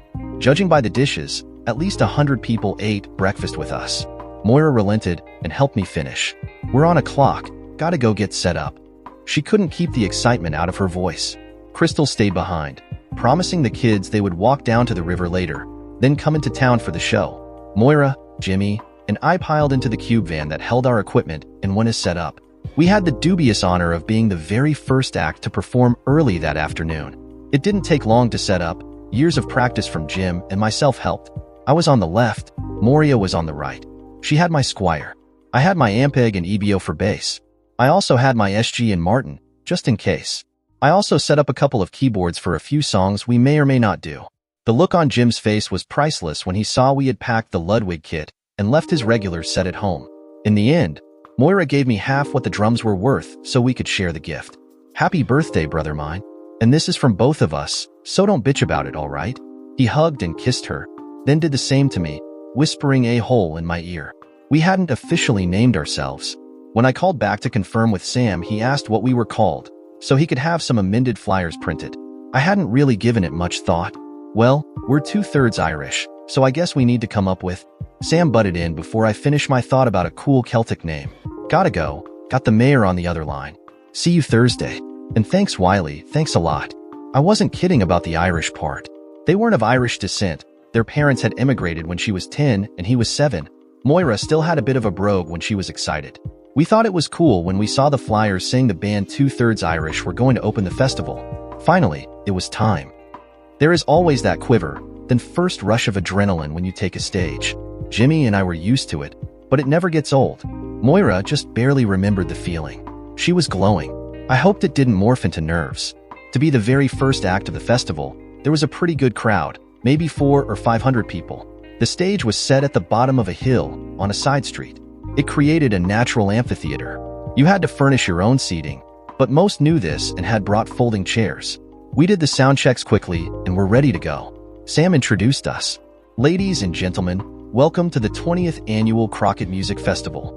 He gave a rundown of acts that would appear over the next 3 days. I was surprised to learn the headliner was Chance Blaze.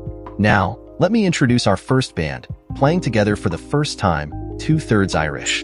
We had talked it over, We were supposed to be a rock act, so we decided to let it rip. Jimmy started out with his drum solo, while Moria kept time by chicken scratching, stroking the strings while keeping them muted, and we launched into Let It Rock.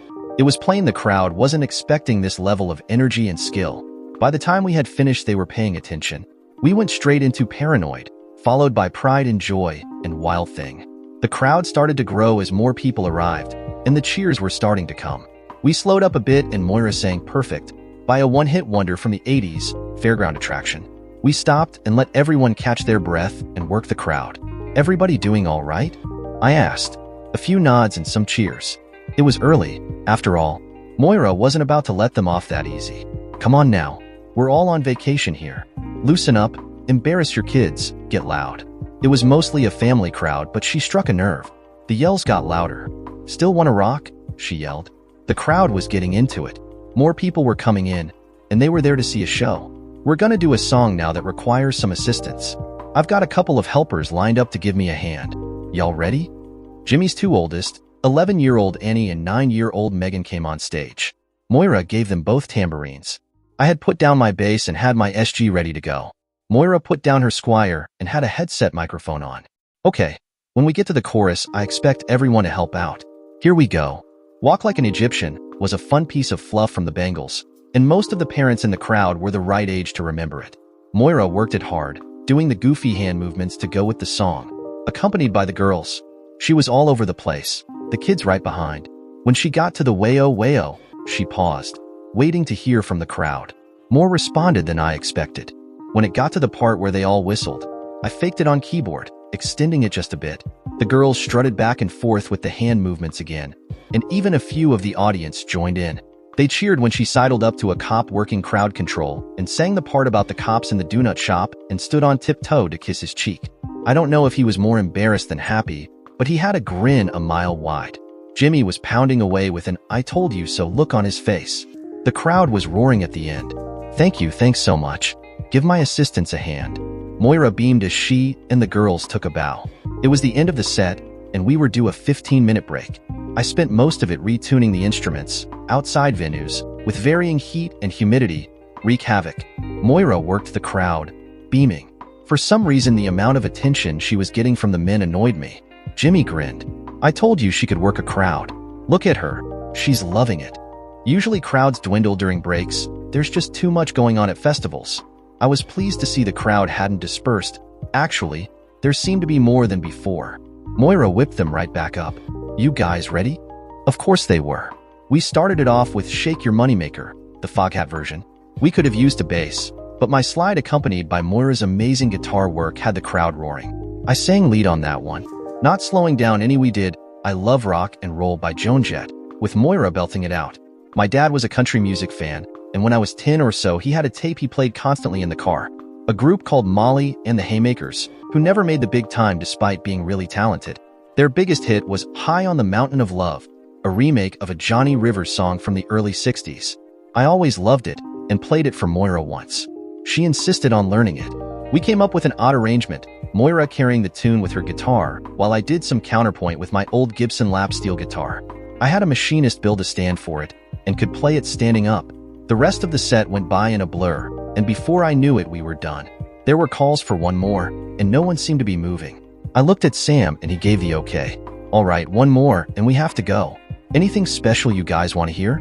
The ones who were there from the beginning started yelling for Let It Rock, so we finished with the song we started with. I should say a word about how we were dressed. Jimmy and I had decided Moira was going to be the centerpiece for the group. Aside from being drop-dead beautiful, she did most of the guitar work, so it made sense. Jimmy was tied to his drums, and I did a lot of keyboard work, so she was the only one free to move about. Jimmy and I were wearing jeans, open white dress shirts with white, wife-beater, t-shirts. I worked out and Jimmy kept in shape from his job and playing drums, so we didn't look too bad. Moira had a black version of our t-shirts tucked into her tight jeans, with a black dress shirt over it. She also had black, high boots with a stiletto heel. She looked very, very nice. Every male over the age of 10 in the crowd thought so anyway. I was too wound up to think about anything but the music. We wanted to leave them pumped, so we poured even more energy than before into it. I was to the far left and Moria was to the far right, allowing Jim the spotlight because it was his vocal. I was thinking about the Springsteen concerts where his saxophone player would slide across the stage and Bruce would raise him up for a kiss. It was a constant crowd pleaser. I didn't think, I just did. I took off across the stage while Moira was doing a solo and dropped to my knees. The plan was to stop just short, but the stage was a lot slicker than I thought. Her eyes widened and I leaned back, trying to slow down. It worked, to a point. Instinctively, she had raised one foot to try and stop me, and I just slid right into it. I was lying almost parallel to the floor with her foot on my chest. The crowd roared with approval. Then she surprised all of us by stepping up on my chest. She finished the solo standing on me, and to my credit, I never missed a note. When the song ended, she just hopped off and left me lying there. Damn, at least Springsteen kissed Clarence. All I got was bruises on my chest. Stiletto heels suck. We packed up our equipment and went to check out the festival. There was a small carnival set up, and when the older kids wanted to ride, we split up. Jim and Crystal took the 3 oldest and Moira and I took the baby, 4-year-old Jan. She wanted to ride too, so we took her to the kiddie rides. She insisted we both ride the Ferris wheel, all 16 feet of it, so the height wouldn't scare her. She and Moira rode a few more. I was just too big. While I was watching them ride, a man came up and commented on how beautiful my wife and daughter were and how lucky I was. It was simpler to just agree with him, so I did. He introduced himself as a reporter for the local paper, out to get some color stories. Moira and Jan came up and we exchanged pleasantries for a minute. He asked Jan if she was proud her parents were in a band. She thought he was talking about her dad and beamed. "They're the bestest," she said proudly. One of the perks of the house we had was free newspapers. The next morning, Megan came running into the house shouting that we were famous. The paper had put out a special festival issue, and we were on the front page. They had snapped a shot of Moira standing on my chest while Jimmy was singing. The caption read, "Crockett Music Festival, let it rock," and said to turn to the entertainment section to read about us. Of course, we went right to it. Once again, Sam Wilkins has done an excellent job of recruiting top acts for the festival. The opening group, 2/3 Irish, were astounding. I have never seen 3 people make so much noise. Led by the beautiful and talented Moira Clapton Stewart, a guitar virtuoso. The other members are brother Jim O'Sullivan on percussion and husband Wiley playing anything he can get on stage. They all sing and share lead vocals, with a harmony that only family ties and years of practice can achieve. Do not miss them.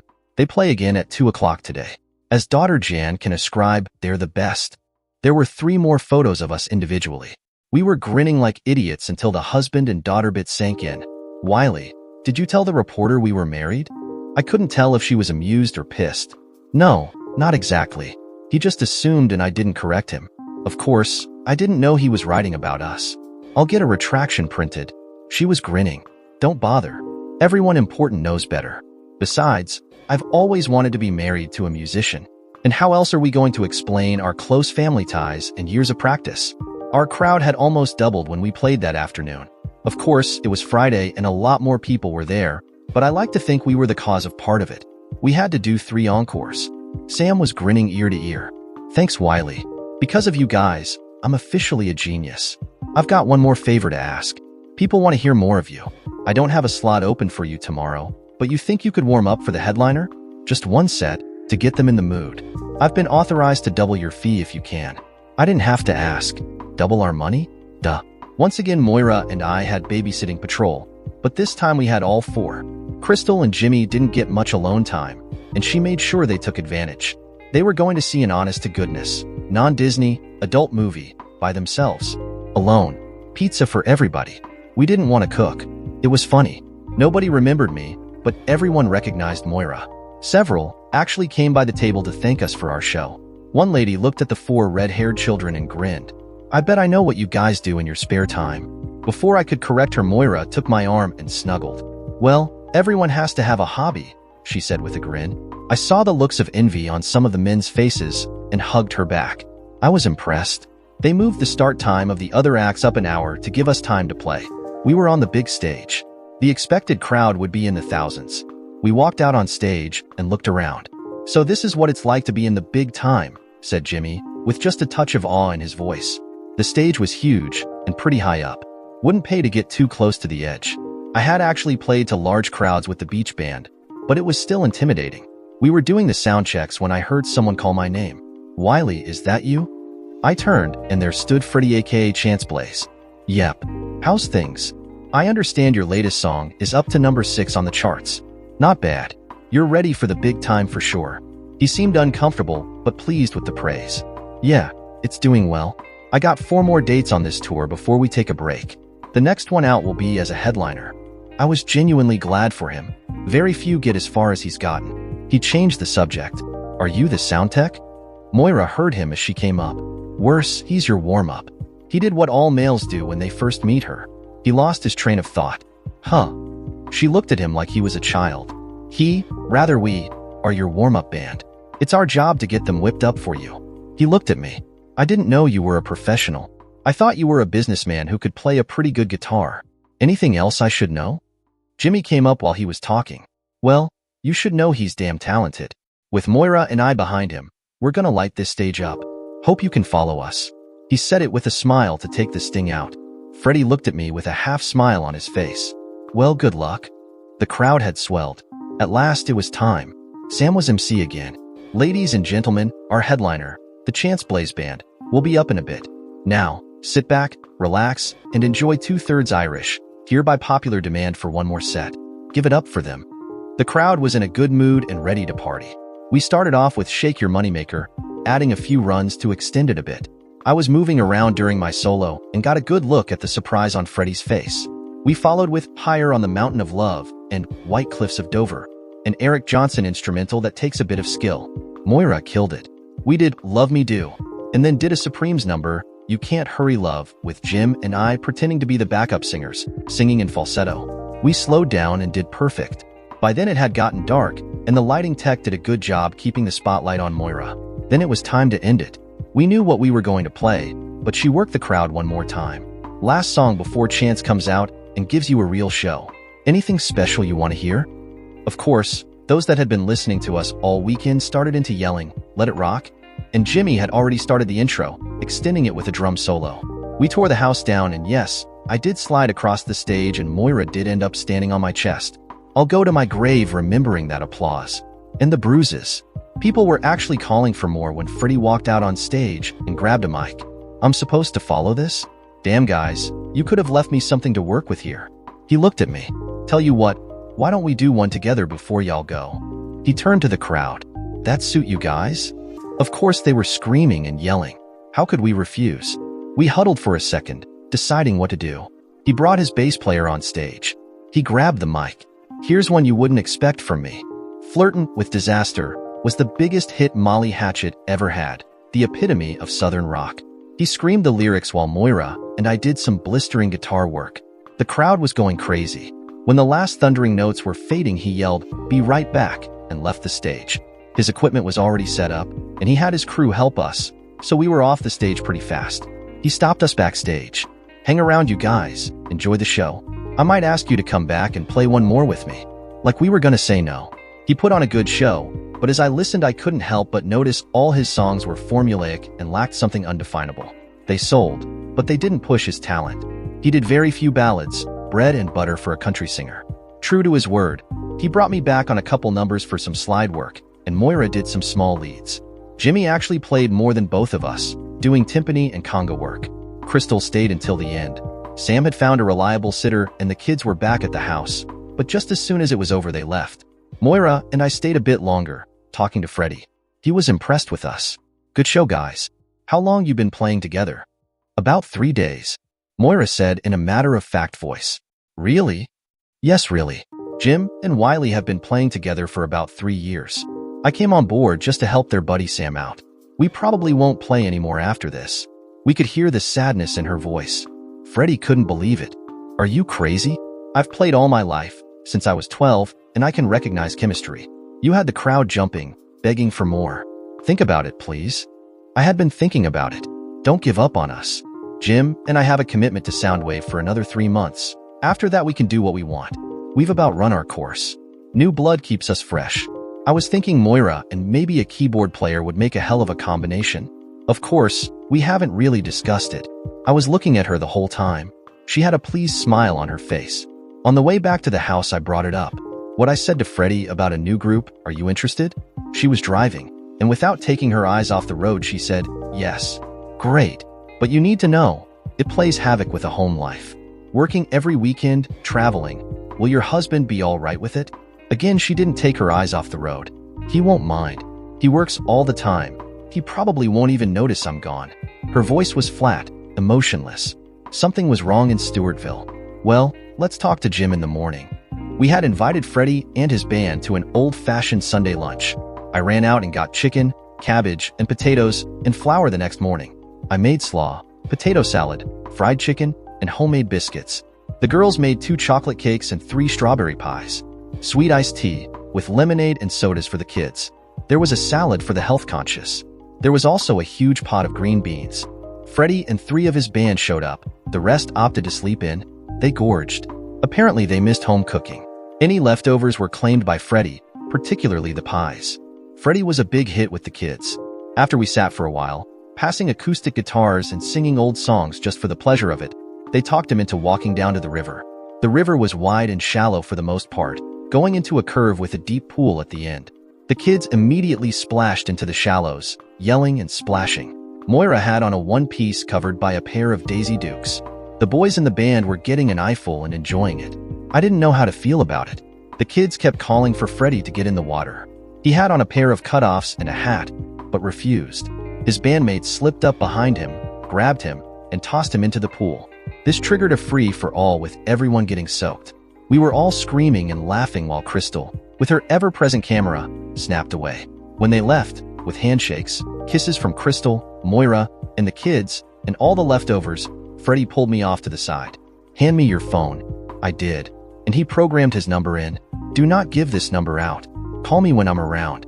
If you're playing, I might stop by. And thanks for today. It was fun to be with real people for a change." When he left, everyone started packing but me. Sammy was coming up for a few days for some vacation time. We had made more for 4.5 sets than we normally did for 6 days' work. We had shared the stage with an up-and-coming country star, and I had slept with my arms wrapped around a beautiful woman. It would be a long time before I forgot this trip. Moira was the last to leave. She looked around with a sigh. "I can't remember when I had this much fun. I'd love to stay." Without thinking, I said, "I wish you could stay too." We looked at each other, only inches apart physically but worlds away from each other. She brushed my cheek. "But you're engaged." I captured her hand and kissed those long, sensuous fingers. "And you're married." She nodded, tears forming. "Life isn't fair. Call me later this week. Let's see if we can work out this band thing, all right?" I watched her drive away. She was right. Life isn't fair. Dear listeners, the next part will be out in a few minutes. Meanwhile, please share your thoughts in the comments section below, and don't forget to like, share, and subscribe.